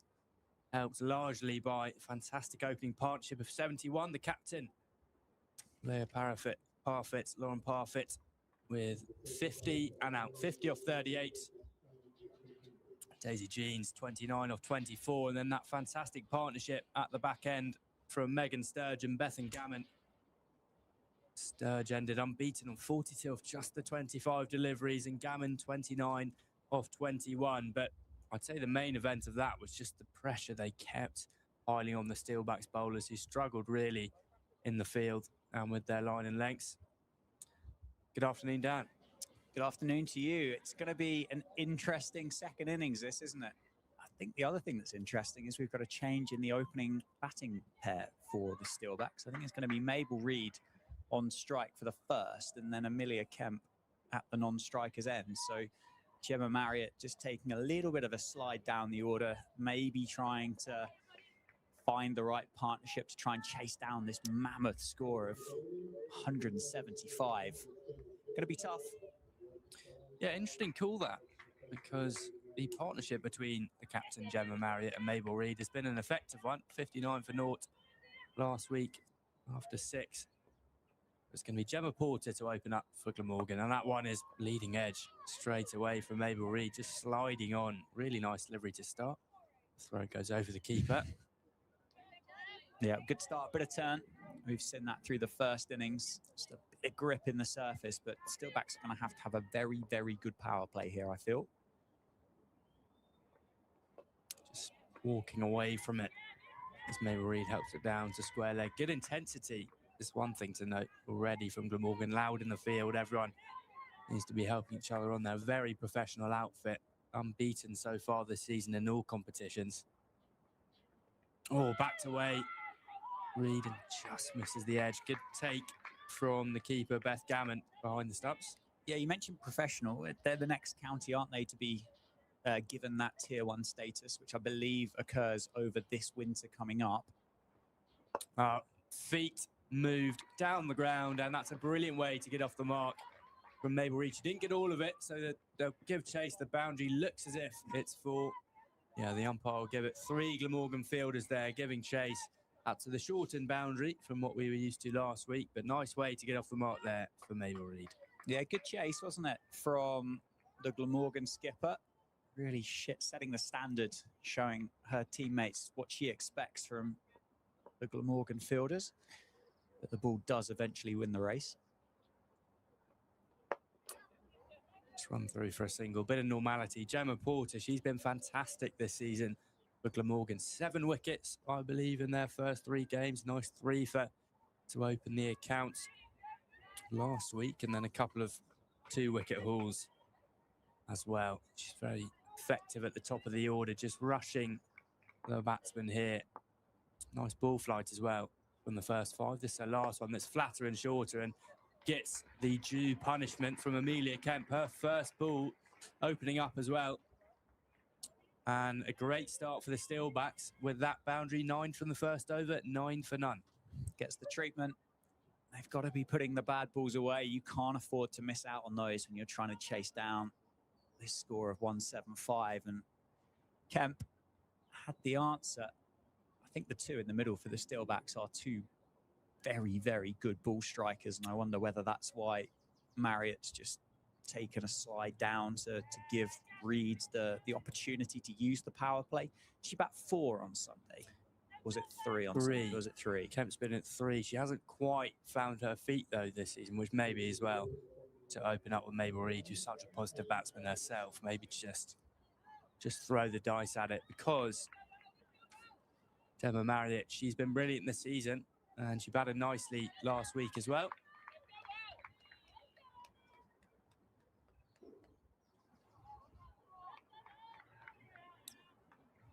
Leave, it's going to be Ellie Anderson to open up the bowling. Coming off a long run up here. Mabel Reid will face up. Oh, quick and No bat on it, but good running from Amelia Kemp. She backed up nicely. Just beat Reed for pace there. Yeah, I like the tactic, Hector, if that is the plan, to really try and get after this score early. I mean, if you're going to chase down 175 and you don't get there, you might as well be bowled out for 80, isn't you? Really trying to get there rather than finishing, say, 120 for 6 and still have wickets left in the hutch. So good tactic, good sign of intent from the Steelbacks. Ellie Anderson, quick ball to start. Here she is to Amelia Kemp this time, and that's straight and wrapped on the pads.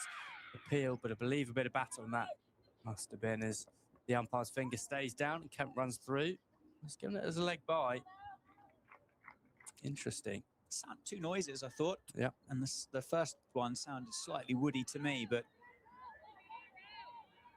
maybe a bit of life, a bit of fortune for Reed. It looked a good length, didn't it?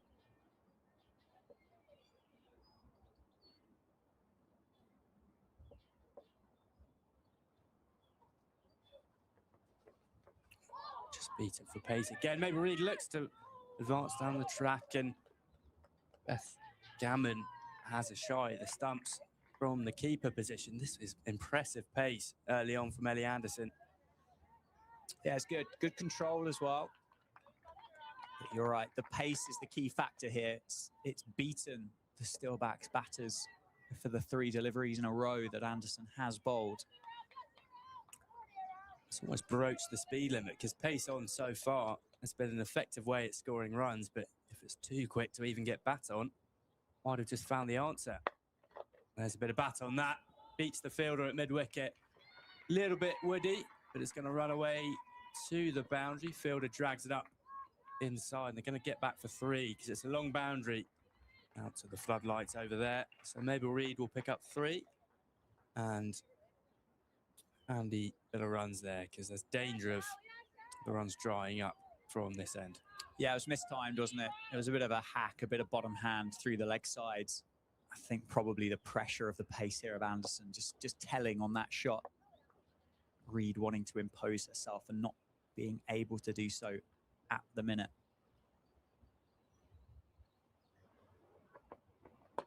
Kemp now slightly just across the line of it, finds mid-wicket this time, no run. Sort of feels with this pace, anything on the stumps, slightly worried at just beating the bat here. Yeah, I think I suspect these 2 batters will be comfortable in defence against the pace of Anderson here, but then trying to score is going to be the big challenge. Absolutely no point in spending too much time defending Anderson here. You've got to get on with it. Again, another half-assed appeal. Finger stays down, but an incredible opening over from Ellie Anderson. You'd think she's got a big role to play here for Glamorgan. End of the over, 5 from it, 14 for naught. Excellent start. Really enjoyed that. Good pace, good accuracy, good control. It's a prolific opening partnership with Gemma Porter, the wicket taker, who also offers a lot of control, and Ellie Anderson herself with the pace and control. You see, Dan, as you said, with Glamorgan heading up into League One next season, they seem well placed to do it. Porter continuing, and Reed just looks to try and help it on its way down to long leg, but runs through for a single off the pad, leg bite. Yeah, the low knees obviously will help, won't they? I'm sure there'll be a recruitment drive on over the winter to bolster the squad, but they look a very, very good outfit. Porter, and again, just helped down to square leg by Amelia Kemp. It's been an impressive holding of line here. Porter, she hasn't strayed from that sort of middle and leg line so far. That one again, just a touch shorter into the surface and popped up by Kemp. This isn't the start that the Steelbacks would have wanted after that opening over of 9. They're just struggling to really free themselves up, and this one's shorter, and it's a bit of a leading edge there Bit of fortune for Amelia Kemp, but that will run away up to the members for a boundary. A much needed one. Kemp moves to 8. And the scores move to 19 for naught. Yeah, what was it the great Sir Don Bradman said? If you can't be good, be lucky. Yeah. And I think there was an element of that involved, wasn't it? Just trying to punch it off the back foot, gets a thick outside edge and races up towards the members in the Spencer Lounge for 4. Not quite as stylish as the boundary that Kemp hit in the first over, but doesn't matter how they come. No one's going to look back on it in the scorebook if the Steelbacks chase down 175 here. Fuller and just rock back from Kemp. I know these two opening bowlers are prolific, but kind of feels that the move from Marriott to promote Kemp above her needs to start paying off. It's full and back and pierces the gap. Beautiful placement, nicely timed. It won't make it to the boundary, but Kemp can just stroll back for a second. So keep 6 runs off the last couple of balls of that over. Steelbacks 21 for naught after 3, going at 7s. Yep, going at 7s. The rate has climbed up to 9s, which is a concern. That's climbed quite quickly as well, hasn't it? Up to that number 9, and it will climb if the Steelbacks can't get on top of this run chase. Where are the scoring shots, do you think, against the pace of Anderson? I think Anderson, based on what we saw from that first over, she's going to pitch the ball up. You've got to back yourself, back your hand-eye coordination and try and go down the grounds. You've got a bit of freedom through the leg side if you're a bit early on it. That one's a touch shorter, just into the pitch, and again beats a diving hand at point, and that one's timed better. And will run away for 4. Much needed runs from the Steelbacks. Good from Mabel Reid. She moves into double figures. 12 from 10. Very good shot. Uses the pace of Anderson, creates the angle, opens up that offside and dissects those 2 fielders at cover point and backward point. No one stopping it on this lightning fast outfield here at the Cinch County grounds. Good shot. Anderson coming in for her reply. That one's fuller and straighter and on the pads, but just sliding down leg side. I think foot movement is so important as well. Mabel Reid there, just with a masterclass, reacting so quickly, just to give herself room, move down the leg side and give her room to carve it through off. But with this pace, almost potentially getting down the wicket, maybe try and throw Anderson off her length. 25 for naught though. It's been a steady start for both sides, you'd think. Neither side will be too disappointed, but the Steelbacks know they need to make the most of this power play. Inside edge and 4. As you say, Don Bradman, he wouldn't mind that one. Take the runs when they come. Steelbacks 29 for naught, 4 more for Reid. Yeah, beaten for pace. Front foot just clearing, wasn't it? Trying to create the angle and take Anderson downtown. Thick inside edge. Gets past the timber and runs away for 4. Handy runs. Steelbacks hanging in it. 29 for no loss.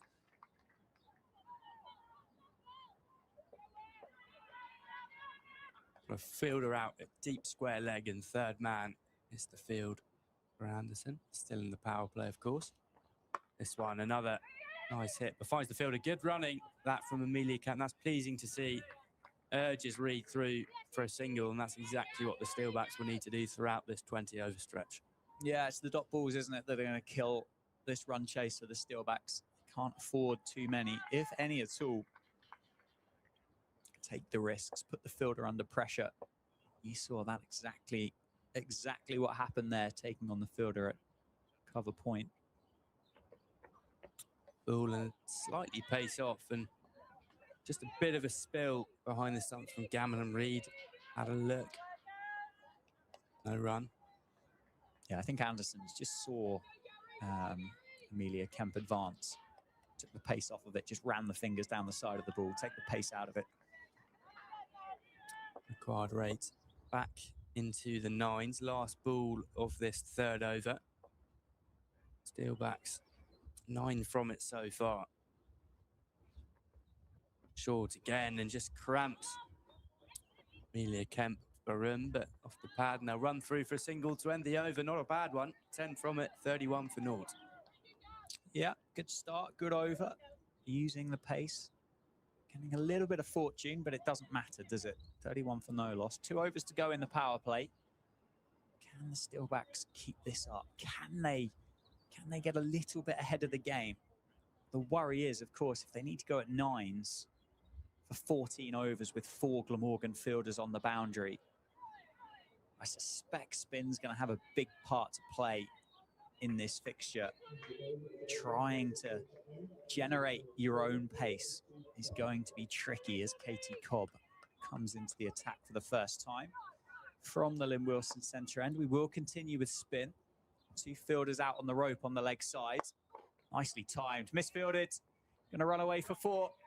Bit of a full toss from Cobb to start, and it's punished by Amelia Kemp for 4. Brilliant from Kemp, who's to 14. I believe that's the highest score of her campaign so far. But so far, that decision from Gemma Marriott and the backroom staff to move her up the order is working for the Steelbacks.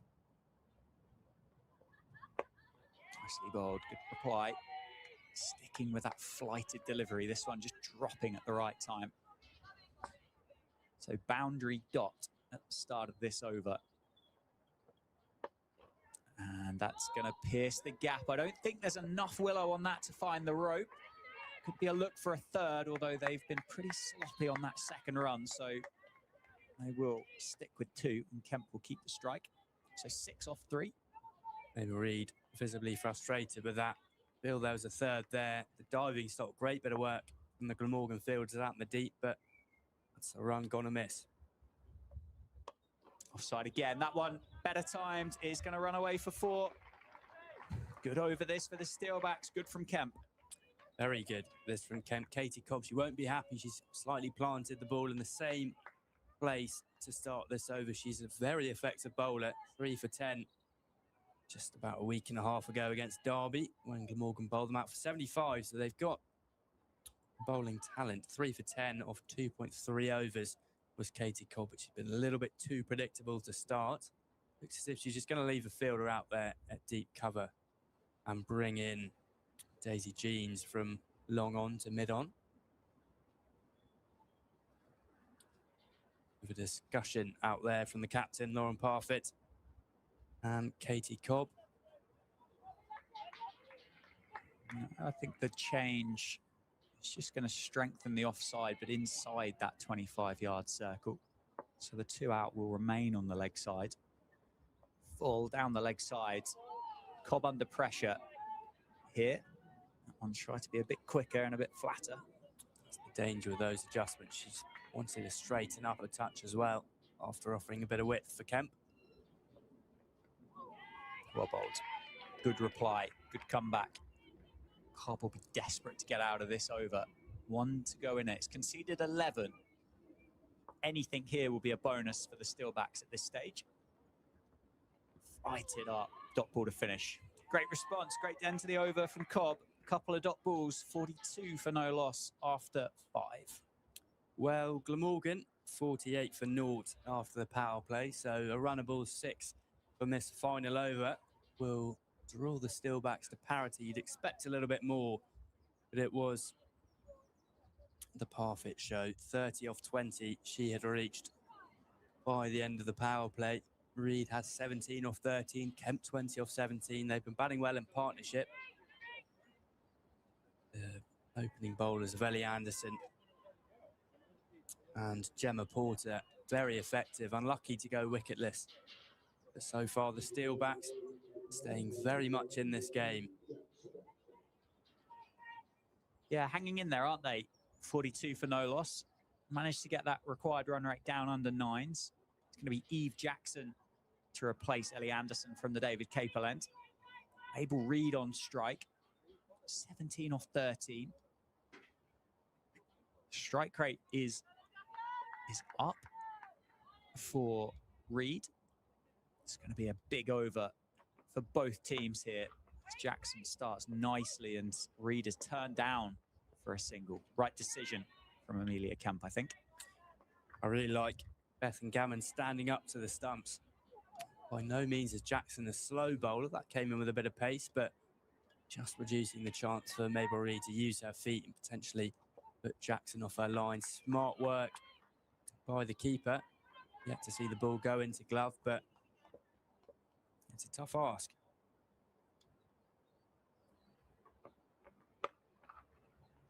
Another dot ball, good start from Jackson. Yeah, gammon up to the stumps is a big call, isn't it? Just trying to stop Mabel Reid from using her feet here and taking on that straight boundary. 2 dot balls. Pressure will be building here on Reid. Short ball pulled away, can't get it past the fielder at mid-wicket. Pressure continues to build. 3 dot balls in a row here for Jackson. It's been an excellent start to the final over of the power play.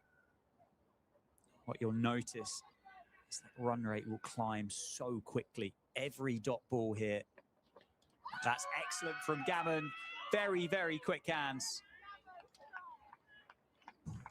Brilliant piece of work from behind the stumps from Gammon. She had a brilliant day out with the bat, and so far with the gloves behind the stumps, she's been exceptional as well. Mabel Reid just getting frustrated, so Amelia Kemp just calling her down the wicket, having a little discussion. 4 dot balls now to open the over, and the run rate now 9.3. So Reid will be frustrated, especially with that short ball a couple of balls ago.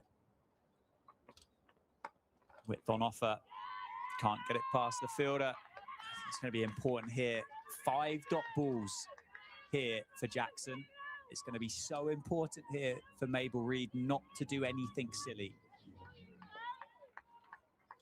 Don't blink, don't give it away at the end of what's been a very tough over. 42 for no loss, end of the power play, and it is a quickish single taken. I mean, the 2 batters were ambling through.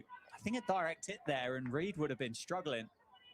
End of the power play, single taken off the last. 43 for no loss, and Reid will keep the strike. Yeah, Reid in a bit of discomfort there. It almost, as you say, ambled. It almost looks as if she said, if you hit, I'm happy to go back in and give some others a go. But at the end of the day, 43 for naught after the power play. 5 runs behind where Glamorgan were at this point, but 10 wickets in the shed. You can't be too unhappy with that. All about just getting back on the wagon here. We saw that Katie Cobb, slightly expensive the over before. That was to Amelia Kemp, so maybe Mabel Reid will just look to use this over to get back on the wagon. Wouldn't be surprised to see a release shot or 2 with the ball flying above her eye line. But the fielders are out now. Yeah, unsurprisingly, Glamorgan going for the 4 out straight away, trying to protect those boundaries and build that run rate. That's excellently bowled from Cobb. Just slides it on with the arm. Almost as a bit of an inducker, wasn't it? The movement on there, just challenging that off stump. 43 for no loss. Pressure will definitely be building as we see an expansive shot into the leg side. Just runs off the pad for a leg bite. Yeah, it looks really tough out there for Reid. Know how skilled she is. We know how big a player she is for the Steelbacks, but slumps like that are often very tough to get out of unless you can find the boundary rope, find a big shot or 2. Nicely bowled. Finds that one fielder in the circle on the leg side. On the angle here, you're going to be looking over your shoulder at the 3 Glamorgan fielders on the leg side, wondering where your boundary is. Goes offside. Times it really well, but hits it to the fielder. Down, patrolling the offside boundary. I just looked out the window here, and there is a big gap between long on and deep mid-wicket, who's quite square. You don't really want to see it too often, but a good old-fashioned hack or a slog down to deep mid-wicket probably would be as good of a shot as you could play here, particularly with the angle of Cobb. Just drifting in, you can hit with the spin or the swing, whichever one it is.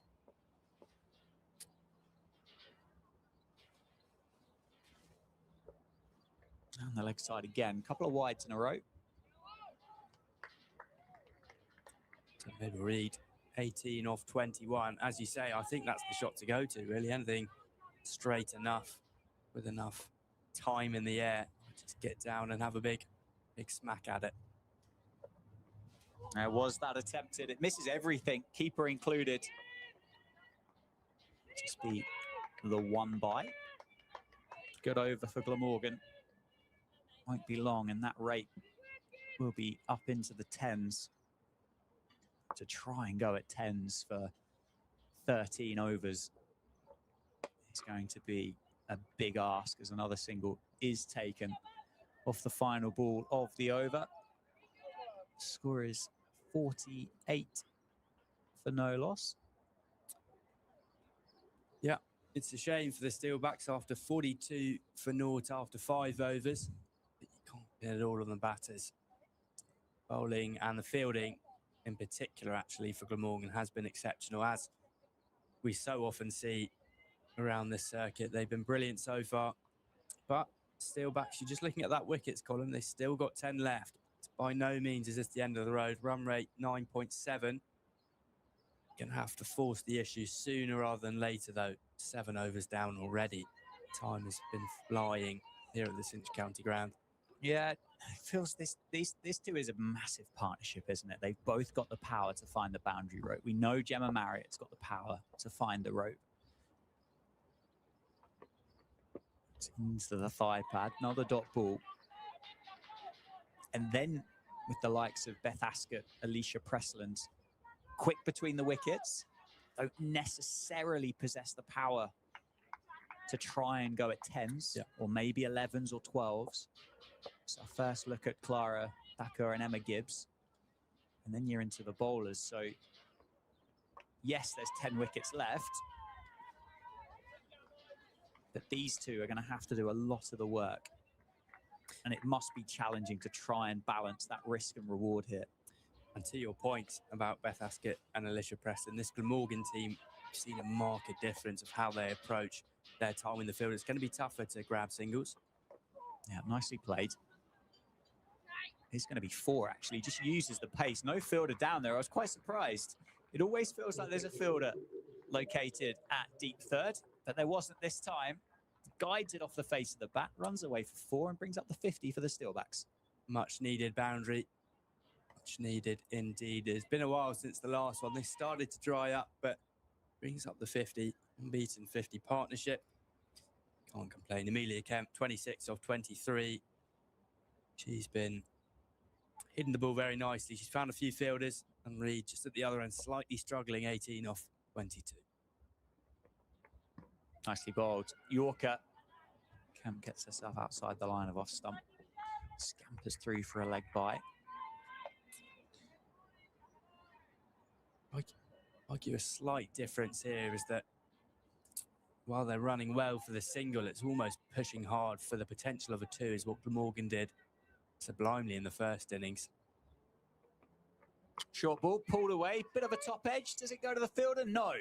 Spins away and does very well to react to that in the end. I think there were several thoughts going through the mind of the fielder down there at deep backward square. Was there a catch on? There wasn't. Do I keep it inside the boundary rope? Well, I will try. Oh no, it's spun and does adjust in the end, keep it inside the rope. Excellent work down on the boundary.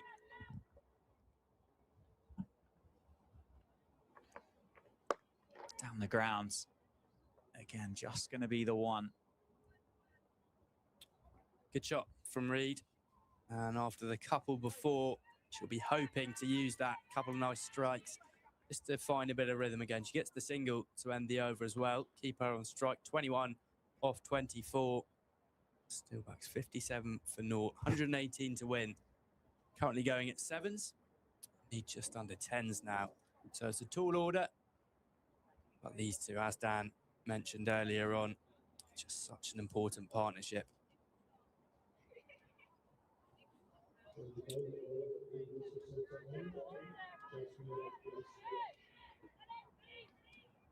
Sun's back out here at the Cinch County ground, and we're going to have a change of bowling. Jasmine Wesley into the attack. Another bit of pace off here.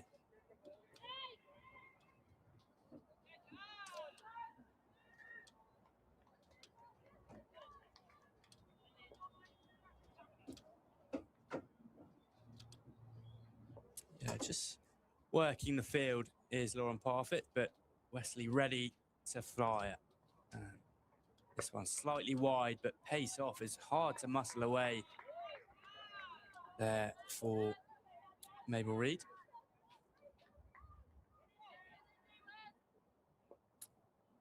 Field spread out on the offside.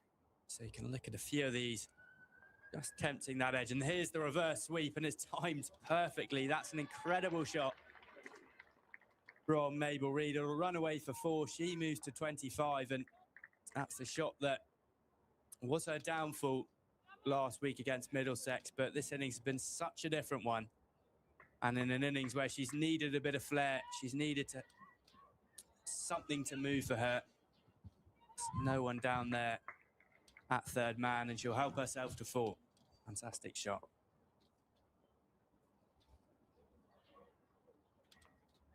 This one straighter from Wesley, and Reid just helps herself, almost pierce the gap there. That short fine leg slightly feels as if she's just finding a bit of rhythm again. Yeah, it's just interesting partnership, isn't it, so far? It's been good. Just hovering around that 10 and over run rate here in the second innings. How much would they have learnt maybe from the way Middlesex went about that run chase last Sunday? Chasing down 149, 150, wasn't it exactly? They didn't go too hard in the power play, but they backloaded and they put the Steelbacks under pressure to get over the line. I wonder whether they've just taken a leaf out of the book of Middlesex. Blatter and Kemp just used the feet, looked to access the part of the ground nearest here to the commentary box, but had to adjust as Wesley saw her coming, dropped it in flatter and wider, and finds Gemma Porter at point. Last ball of this over, this opening over from Wesley. 62 for naught, round the wicket, full. And there's the feet movement again, just hoiked down. Deep mid-wicket comes around, picks it up, but they'll run back for 2. Good over for the Steelbacks. The required rate's still around 10, but 64 for naught after 9 now. Yeah, good over, wasn't it? So it's just creeped over 10 for the first time. 10.1 required for the Steelbacks at this stage of the game with 11 overs to go.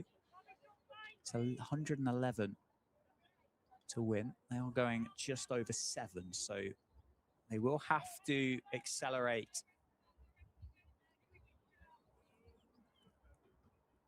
Gonna have a look at Megan Sturge here as well. She was formidable with the bat in the first innings.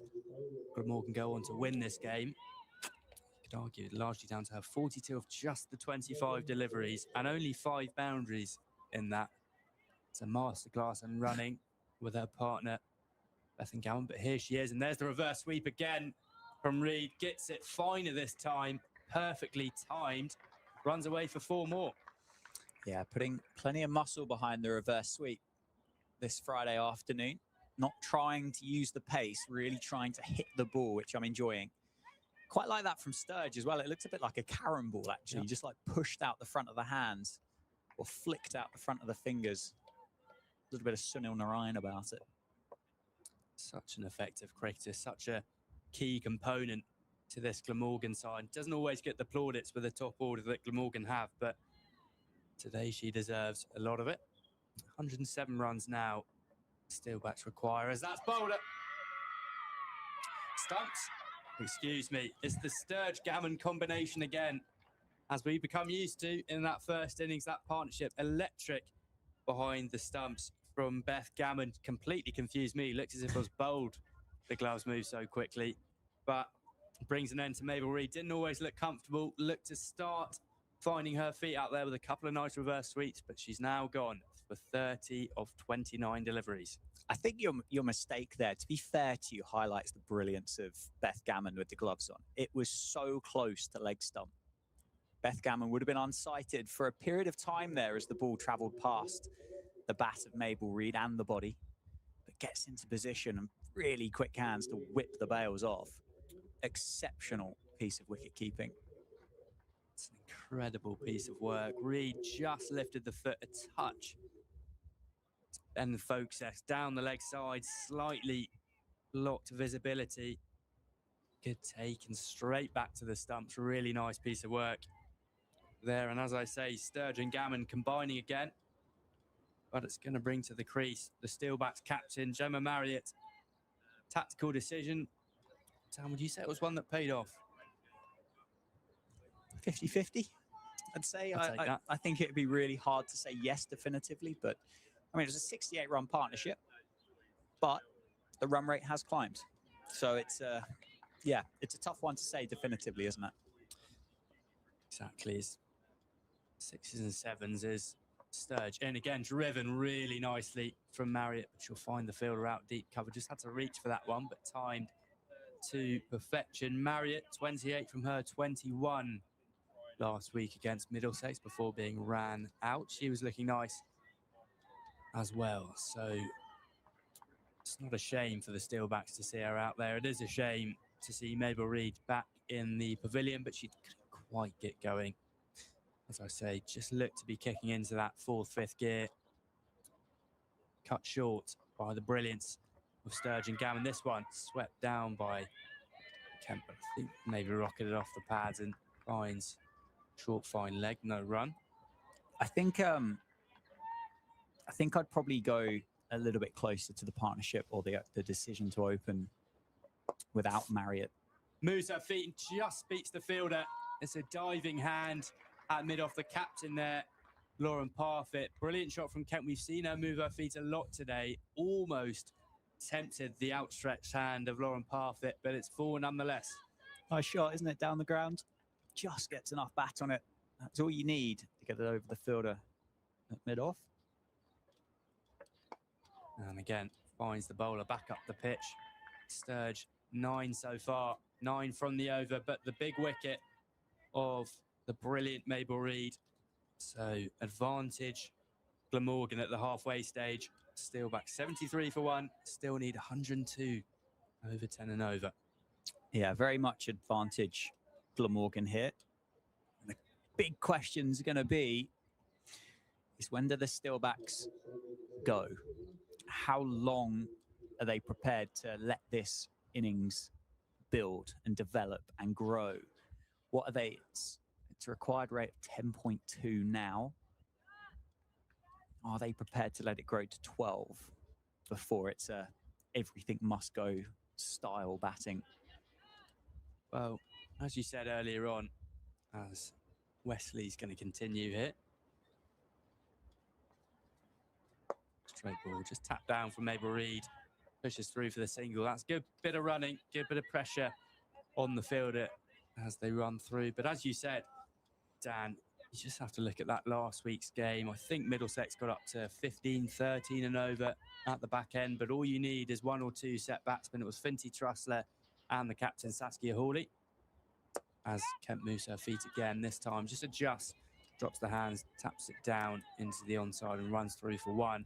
All you need is 1 or 2. You'd think it would have to be one of these two, as you mentioned, with Beth Askett and Alicia Preston, more of a touch player. But just about sticking around, taking it deep as the captain faces up here and launches that one down to long on. It's a chance for Jeans, but just drops short and they'll run through for a single. Yeah, I suppose the difference between that is that it was only 2 or 3 overs, wasn't it, that Middlesex required 13 off it. Steelbacks can't afford dot balls here. To go at 6s, it's going to race up to 13s quite quickly. And this one, it's up and it gets over point. They're going to run back for 2. Didn't quite get enough of it, did Kemp. Handy runs, bit of fortune, thick outside edge, skewed off the face of the bat. You see she was trying to target that leg side. Maybe the ball just held in the surface a fraction, but comes back for 2. Wesley ineffective in this spell so far as Kemp moves her feet again, just hoiks it down to deep mid-wicket. It'll take a few bounces and they'll jog through for a single.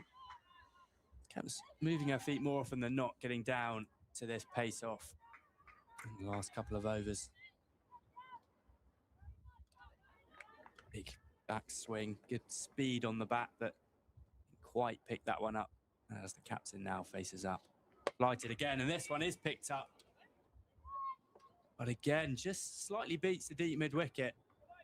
Might have been done by the spin of the outfield, so I'll allow the Steelbacks captain to come back for 2 to move to 5 to end the over, 81 4-1 with 9 overs to go in this game. I enjoy the intent. There's quite a lot of huff involved, wasn't there? But maybe not quite the puff that they were after. Run rate up to 10.4 now.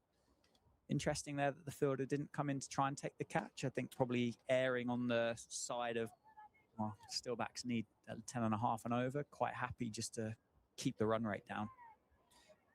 And I think we're going to see a lot more of that. The release, not even a release shot, because they're going nicely, are the Steelbacks, but it's just not enough so far. They're going at 7.5 and over and require 10.5.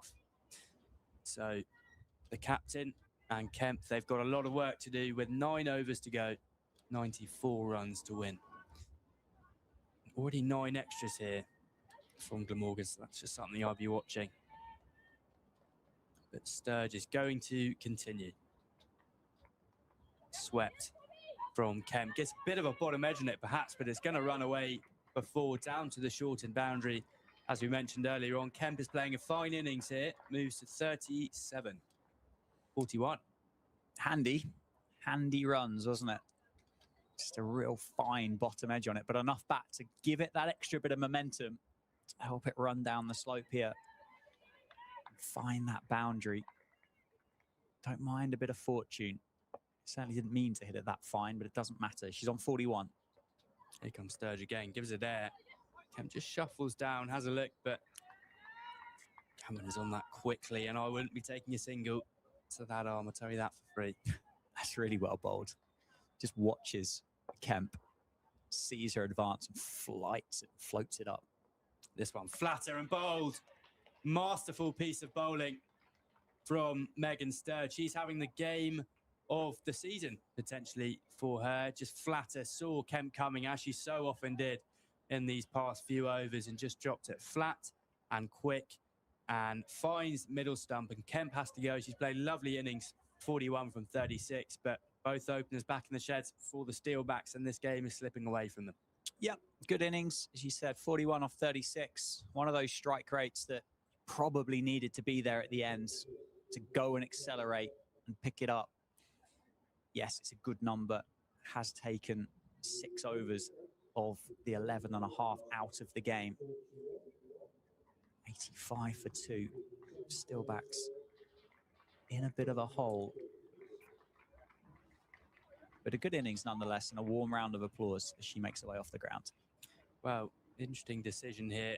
They've been playing around with the order today. Alicia Preslin's going to come in ahead of Beth Askett. Preslin batted 6 and took 17 from 15 deliveries. And a nice partnership with Askett, but I imagine we'll see Askett in next in at 5. But Sturge, what a game she's had. 2 for 13 so far. 3 balls left of this over, and then 2 to come after that. Firm candidate for man of the match.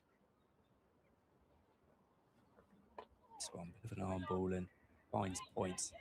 Yeah, just to talk about that setup was excellent, wasn't it? It was quite telegraphed, I think, from a distance. The ball before, just almost a moon ball-esque, wasn't it? Got Kemp into a bit of trouble, and that one dart. This one's flighty, just spins in and finds the inside edge of Preston. We've seen a few inside edges today, but they'll run through for a single. Good awareness from Gemma Marriott at the non-striker's end. Last ball of Sturge's second over, of the 12th over of the innings. There'll be 8 to come after this. And at 86 for 2, this game is slipping away. That's driven out to Gemma Porter at cover. Single for the captain, end of the over, 87 for 2.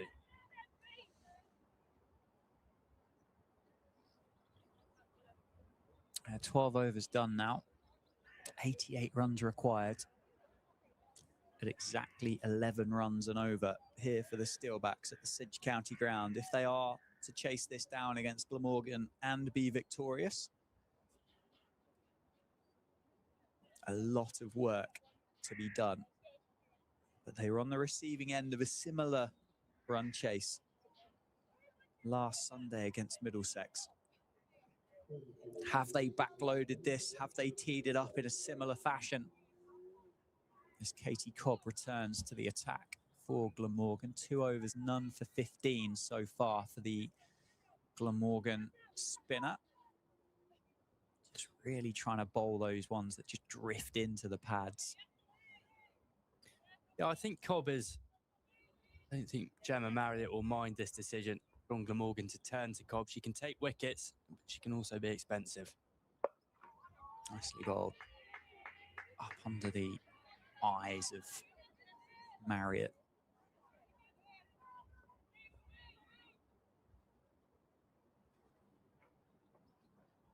Down the leg side. Bit of a freebie.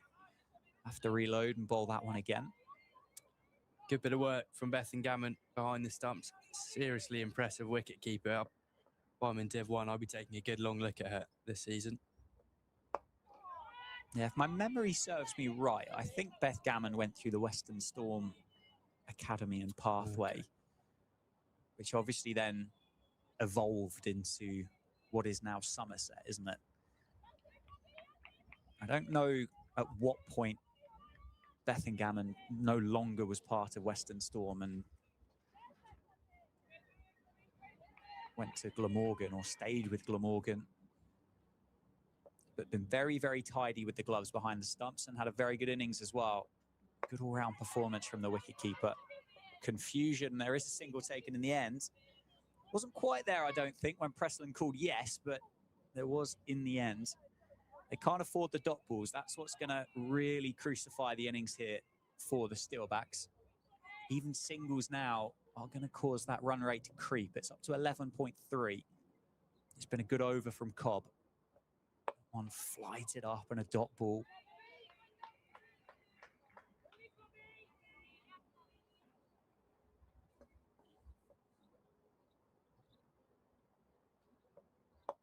Through the leg side. They're going to look for two. It is only going to be one, though. Up over an 11.5 and over now. I mean, how are you reading this, Hector? At what point do the Steelbacks just have to go? 7 a bit overs to go. They need 84.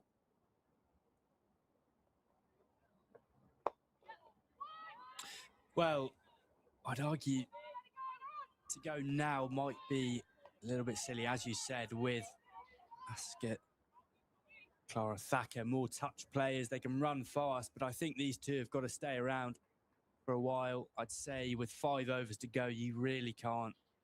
You'd imagine the run rate will be around 13 and 14, and then they're going to have to roll the dice. But Glamorgan have just been so tight that it kind of feels this game is just drifting all further and further away. And whether the Steelbacks are trying to force the issue or not, I'll be interested to know what their game plan is out in the middle. Because another good over there, Katie Cobb, and the run rate just climbs ever so much into just below 12 now. Just getting away from them. Yeah, Eve Jackson back into the attack. She was excellent earlier on. 2 overs, just conceding 9. Yeah, it's a tough one to read from a distance. It really is. So they need 12.2 and over now. The rate at which this is climbed, it's going to just climb so quickly. Dot balls, ones, everything is going to just help that grow as thick outside edge is dropped at short thirds. The field doesn't really look like it got there at all, just stuck a hand out at the end. Allows Preston to come back for 2. Yeah, Wesley there, drop catch. It's a rare misfield from Glamorgan, but I'd also, as a Steelbacks fan, be looking at Gemma Porter, Ellie Anderson still have 2 apiece. Bit of bottom hand. Smeared, really, wasn't it? Down to deep mid-wicket, straight at the fielder. I think it's Anderson out on the rope. And both those bowlers, as we've seen today, I mean, both wicketless, but they've got the potential, especially Anderson, to anything remotely close to a tail just to blow them away. Down the ground. Nicely timed. Poorly fielded. 4 runs for the Steelbacks. That will help. Marriott gets a boundary. Uses that bit of bottom hand power that the Steelbacks captain and number 3 has got. It's going to be 4. It's going to be a handy 4. She moves to 12, takes the score up to 99. The Steelbacks need exactly 2 a ball from now until the end of the game. That one leg side, chance of a catch. Fielder coming underneath it, doesn't get there. Comes back for the second, do they? Yes, well run by Pressland. 2 completed. Yeah, they're going to need those runs. As you said, to a ball, they had to come back from it. It was never really on for the fielder. Had to make a lot of ground up. But the intent is there from Mabel Reid. Maybe now she's going to turn the screws.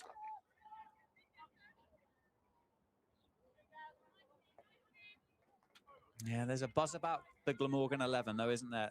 Set themselves a very, very high standard. End of the 14th over. 101 for 2. 74 required. Required run rate 12.3 for the Steelbacks, with Marriott and Pressland in the middle. Yeah, Gemma Marriott, excuse me. Mabel Reid back in the sheds. For 30 off 29, 5 boundaries. She was out there for just over half an hour, but she was undone by a brilliant piece of work. I'd say moment of the day between Megan Sturge and Beth Gammon. Just trying to find her feet, just finding her rhythm after a bit of a lean spell in the middle phase of her innings, but quick work behind the stumps. It's going to be one. Despite the call of looking, was never on. Sturge just switching her ends here as well. 2 for 16 she has. It's an interesting call. Perhaps hitting into the breeze is down the ground. Good hit, good shot, 4 runs. Over the fielder's head, over Lauren Parfitt. Good strike by Gemma Marriott. Gets another boundary. Yeah, Parfitt's had a lot of work to do there at mid-off.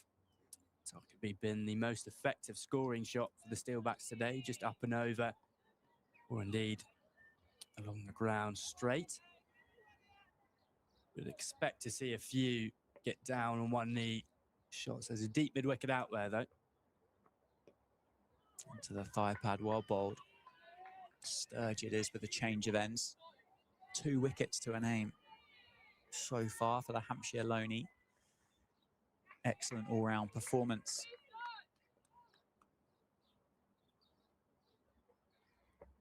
That one over, long on, no, down. Another one goes down. Daisy Jeans there, out at long on, coming in. She did the work. It was a regulation catch. She thought once she got there, she had time to settle herself. She was watching it all the way in. Just popped out. Single taken. So it's a life for Marriott. Looks set. As you say, pretty regulation. Just pops out of the hands. Marriott gets a life. Nicely timed, but will just be one. End of the over. 5 overs to go then. 66 required. 13.2 runs per over. 109 for 2, the Steelbacks. A lot of batters left to go. Yeah, batted nicely to open the day. Did Daisy Jeans, 29 off just the 24 deliveries. Ran well. Found the boundary open on a few occasions, and combined with our captain, Lauren Parfitt, who's had a lot of work to do in the field as well, for 71. Took the game into the 9th over before that opening partnership was breached by the Steelbacks. And then, of course, the fight back began until Sturge and Gammon combined beautifully at the back end of the innings to almost take this game beyond the reach of the Steelbacks.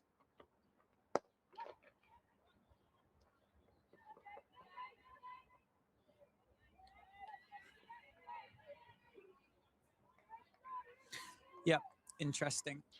Say there's certainly a sign of intent, wasn't there, in the last over against Sturge. Jackson to bowl out from the David Capeland, who's been excellent. There is a cry of 2. They should come back. They'll certainly take on the fielder. Pressland will complete the second. And you'd imagine Ellie Anderson, Gemma Porter have 2 apiece left. Imagine they'll just close out the 4. And they've got the clinicality, got the wherewithal, they've got the accuracy. So it is a tall order for the Steelbacks at 112 for 2. Good strike down the ground.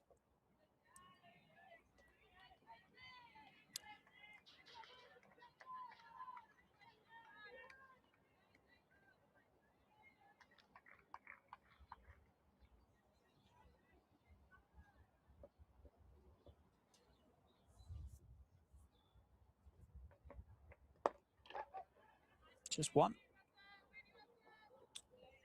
At the moment, we always seem to have it in these T20s where just a couple of overs, a few overs, and you're starting to ask where the boundaries are going to come from.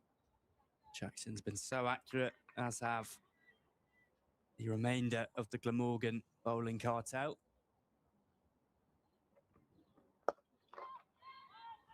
Another excellent piece of bowling by Jackson.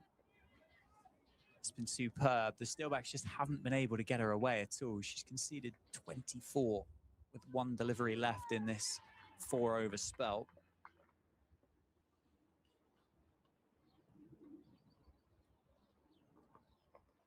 One straighter. Not timed particularly well, so we'll just be 1 to finish. Great spell from Jackson, 0 for 25 from 4 overs. Applying the pressure to the Steelbacks. I think that's one thing that we can say here with 4 overs to go is we can talk about the intent, we can talk about the run rate as to when the Steelbacks would want to get going. But you also have to take your hat off and say that Glamorgan have bowled very well and not really given them an opportunity to show the power that they've got. But at this stage, in my opinion, Hector, 4 overs to go. They need 15 runs and over. You've got to get after it. Yeah, they've got to go now, don't they, Dan? As we expect, though, Gemma Porter is going to come back into the attack. She's going to go over the wicket as well. They've got to start going. I quite like the shots that they were playing that last over, but straight really didn't seem too accessible with the coverage that Glamorgan had down that end. As here comes Porter, flighted up and hit. Finds the fielder at point. And it's a soft dismissal of the Steelbacks captain, Gemma Marriott. It's one that's going to hurt them considerably. 116 for 3 now, and that feels like the game with it. Yeah, don't mind it. Showing the intent, trying to get the ball over the offside. No fielder down on the boundary rope for Gemma Marriott on that angle. Has to get boundaries. 1s aren't going to be enough. 2s aren't going to be enough at this stage of the game. But yes, falls. Maybe a bit of extra bounce. Good catch. Porter, unsurprisingly, back in the wickets. 3 for 22 last week against Sussex. And another point I should say is that all matches in, Glamorgan won their first toss today and they're reaping the rewards. Good decision to bat first, get runs on the board. They've got such a powerful top order. They've got such a powerful batting lineup with that middle order as well, as we saw today, beautifully exemplified by Sturgeon Gammon. They are certainly the team to beat here in Div 2. 4 from 4 in the One Day Cup League 2. About to go 4 from 4 in the Vitality Blast. You'd imagine, the game's not done yet, but you'd imagine as Beth Askett comes out to meet Alicia Pressley. Impressive partnership last week against Middlesex. And they're going to need more of the same, if not even better. She takes her guard outside off stump, so presume potentially a few sweeps are on the cards here. Beth Askett, she's a crafty player. She's got those kind of shots in her locker, that is for sure. Gemma Porter is going to continue. That one, it's going to be another dismissal. It's a good take, a backward point. 2 from 2 for Porter. She's on a hat-trick. Askett came and went in quick succession. You saw her take that guard outside off stump. It looked as if, for all measures, she either wanted to go up and over or access that leg side. Had to go up and over because the width was on offer. But just didn't get enough bat in it. And it's a simple catch in the end, a good one, but a regulation one nonetheless. And Steelbacks in big trouble now, 116 for 4. Yep, no other option for Askett. Can't afford to have a look at one. Thought it was really well bowled, actually. Ascot, you mentioned, highlighted really well that she set up outside off stump. Bowler there, Porter, just hanging even wider. Trying to go leg side, closing the bat face on it, getting the leading edge, and a simple catch. Ascot departs without scoring, but there's no other option. It's been, I don't know whether it's harsh to say that the run rate's been let to get too big or not. I mean, at 16s, it's going to take almost a one-of-one innings here, isn't it, if the Steelbacks are going to get close at this stage of the game. But I think you also have to, as I say, just take your hat off and say that Glamorgan have been brilliant today. Absolutely. You knew it was going to be a difficult challenge. Glamorgan have not relented from the first ball of their batting innings to now. Gemma Porter, she's on a hat-trick. The field's going to stay the same. Facing up is Gibbs on strike. This one's flatter on the stumps. Oh, and it's a play and miss. And as you'd expect, Sturge takes it quite comfortably. Emma Gibbs, the wicket-keeper, he's come in up from 7. Listed at 7 on the team sheet, batting at 6. Again, Steelbacks just playing around with their order, and this one's driven, or attemptedly. Beats the bat, beats the bails. Sturge collects.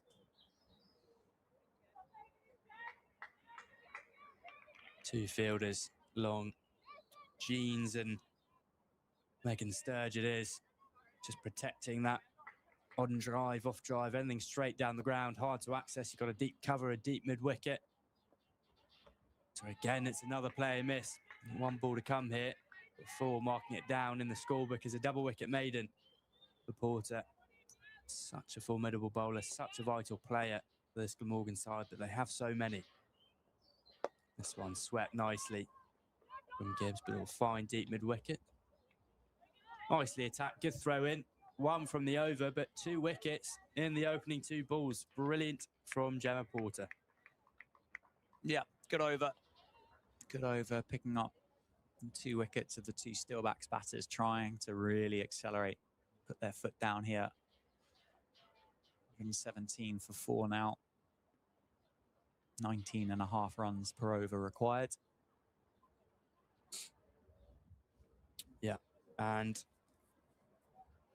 as you'd imagine, Ellie Anderson is going to jump back into this attack. She's got 2 overs left, 3 overs left in the day. You'd imagine she will close it out from one end, and Porter, rightly so, will have another crack at it from the end we are at here in the commentary box. Yeah, bit of pace on. I mean, this could be an over that you get a bit of fortune. Does Gibb have those ramps and reverse ramps to get it up and over those 2 fielders at short fine leg and short third? Maybe the little outside edge, inside edge, anything will do. Yeah. Well, required run rate just below that 20 mark. So it's going to take something special here from Gibbs. This one's short and is pulled beautifully. It threatens to pierce that gap between long on and deep mid-wicket, but in the end, they'll just run back 4-2. Yeah, nicely gapped, wasn't it? Down towards the deep mid-wicket boundary. Allows them to come back for a second, but lacking the power to get it over the boundary rope. They're going to need 4 boundaries and over at this stage. Beautifully played, actually, down to point. And there's a little bit of a fumble, and they'll run through for a single. Ellie Anderson, in her first 2 overs of the day, took the new ball as was expected. 0 for 12 from her first 2, but could have had a fair few wickets as well. Always threatening that pad and the stumps. Bowls with considerable pace, but played out nicely so far from these 2 at the crease. This one's short and pulled hard, and it will beat the deep square fielder. Didn't have to move much, just a couple of paces, but that was timed to perfection from Alicia Presland, and she'll pick up 4 for it. It's the intent, isn't it? Everything now has really got to find the boundary rope. Hector, the dabs to short third or the stylish cover drives for 1 don't really carry any value in this fixture at this stage. Everything's got to go. 4s are fine, absolutely fine, but everything has to go.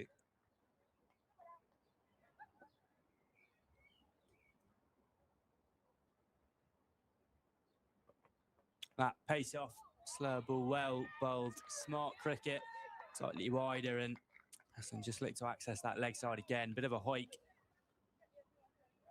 Yep, but the intent's right. The intent is right. Presland has read the script. She's not actually been on strike a lot. She's only faced, what, 13 balls, I think 14 deliveries. With the wickets falling in that other over, she's not really seen much of the strike at all, and another single taken at the end of it.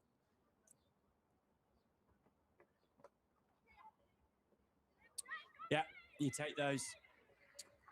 Nice bit of runs there. Ellie Anderson, she won't be happy with it. But the Steelbacks certainly will. They're going to need more than that. Preston now moves to 20 or 15. Again, played a really nice innings, as she did last week against Middlesex. This game's just slightly teetering out, just fizzling out, you start to feel. Yeah, I think I'll probably use the I word a lot between now and the end of the game is that intent, isn't it? Preston's showing it, and that's fine. If it doesn't work, not a problem. But if you're showing the intent to chase it down, absolutely fine. That's a brilliant ball, full and straight. Well dug out from Preston as she finds the captain Parfit to end the over. It's another good one for Glamorgan, 129 for 4, just the 2 to go now.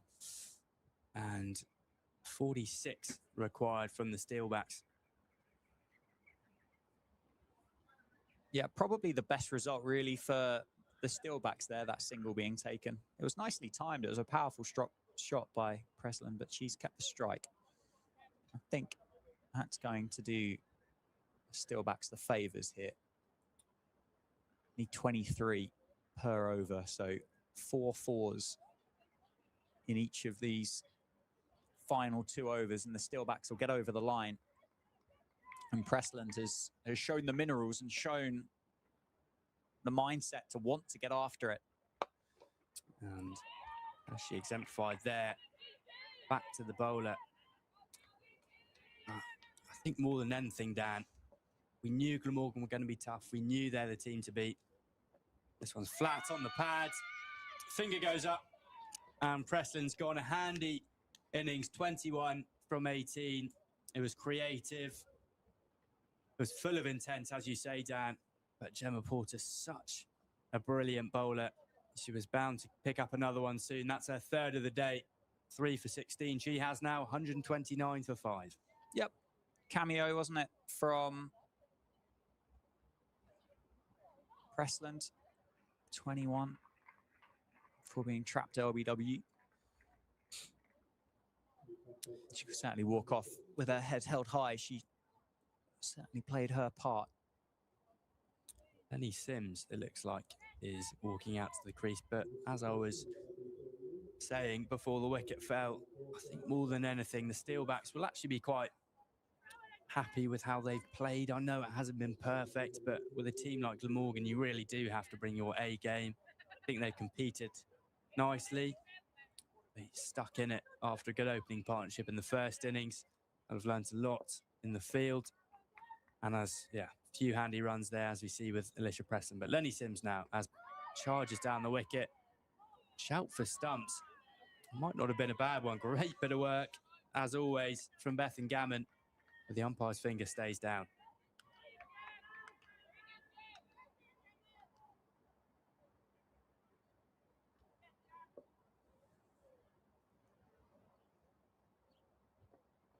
Beat used nicely, but just picks out the fielder.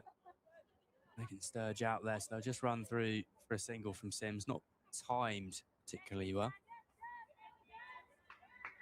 No, but no other option, is there? It's going to be really hard to go out there and time the ball well from ball 1.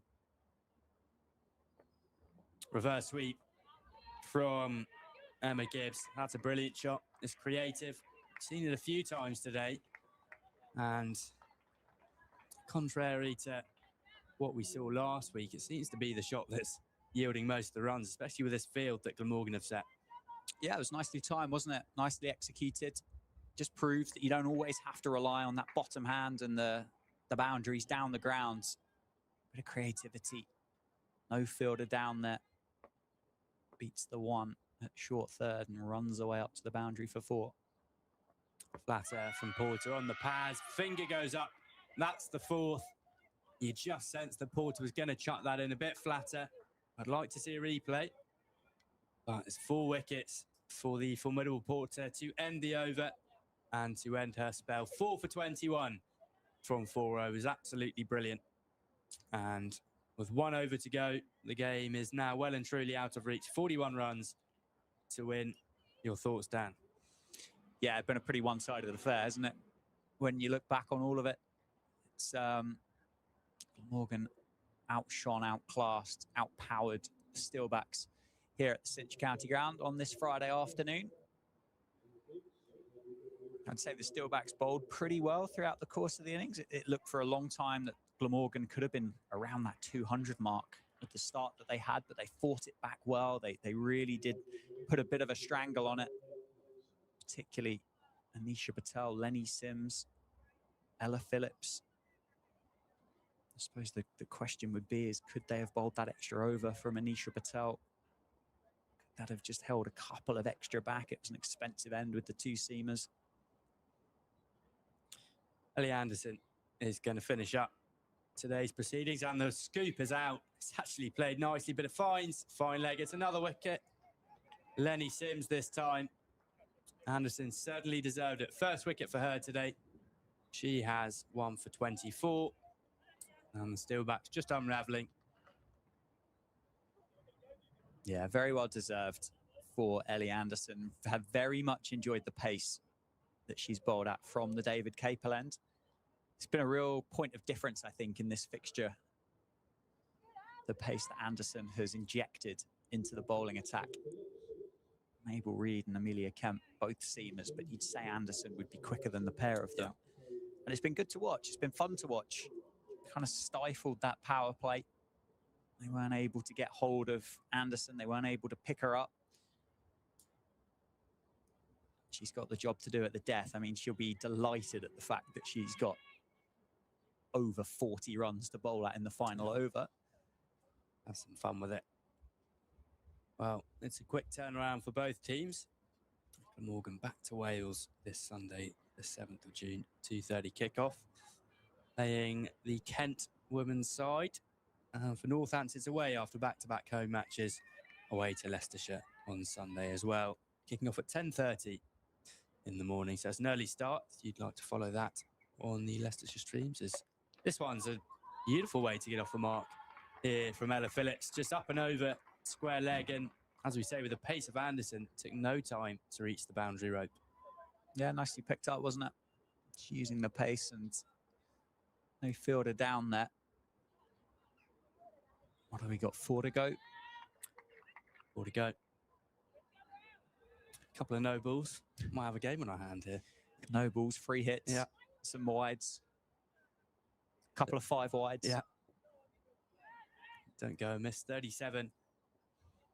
Still to get Steelbacks 7 down. Flurry of wickets late, courtesy of Gemma Porter and Ellie Anderson, 2 of their best bowlers you'd feel at the top of the order. And that's just a quick single down to the captain, Lauren Parfitt. Yeah, change of pace by Anderson. Just bowling that off cutter, taking any of the steam and the sting out of the ball, not allowing Phillips to get any pace on it. Clara Thacker is going to have a hit at the cherry. 3 balls to go. Very much an all-rounder. And that's a lovely shot. Pure timing. Out to deep mid-wicket. So just a single, but promising signs from the number 12. Yeah, good connection, wasn't it? Very much bottom hand and just to the left of the fielder at deep mid-wicket. Batters there just settling on 1. 2 certainly not going to make a great deal of difference, is it? With 2 balls to go. No need to risk any injury. It's a lovely ball, actually. Swooping down to a Yorker length. They'll jog through for a single. 1 ball to go today. It's been an enjoyable day, as always, at the Cinch County Ground.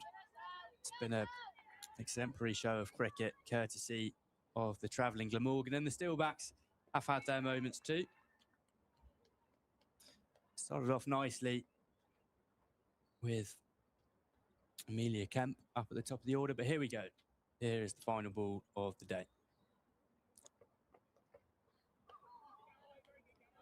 Just player miss there from Clara Thacker on debut, and that'll be it. That's a win by 33 runs for the Glamorgan women's team. Such a strong team as ever, unbeaten in all competitions this season. You'd be excited to see what they do in Div 1 next season, that's for sure. Yeah, sorry. Steelbacks just coming up short. They look a team that's kind of ready and geared up for it already, don't they? That promotion up into Tier 1.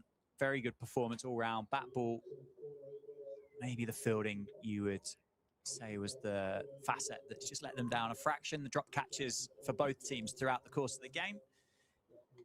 All the runs for the Steelbacks scored at the top. Just weren't able to get the strike rates to do any of the damage. It was 30 off 29 for Reed, 41 off 36 for Kemp, 23 off 20 for Marriott, 21 off 18 for Pressland. 4 wickets for Porter, 4 for 21 from her, 4 overs, 2 for Sturge, and 1 for Anderson in that final over for Glamorgan, which, as you say, wraps up that 33-run victory here at the Cinch County ground. So Glamorgan remain unbeaten. Back-to-back defeats for the Steelbacks. They will have to go back to the drawing board and quickly before they take on Leicester at the weekend. Hector, thank you so much for your company. Folks at home, we hope you've enjoyed the game and the contest between Glamorgan and the Steelbacks. Congratulations to Glamorgan. We'll see you very soon when cricket returns on Tuesday night here on Steelbacks TV.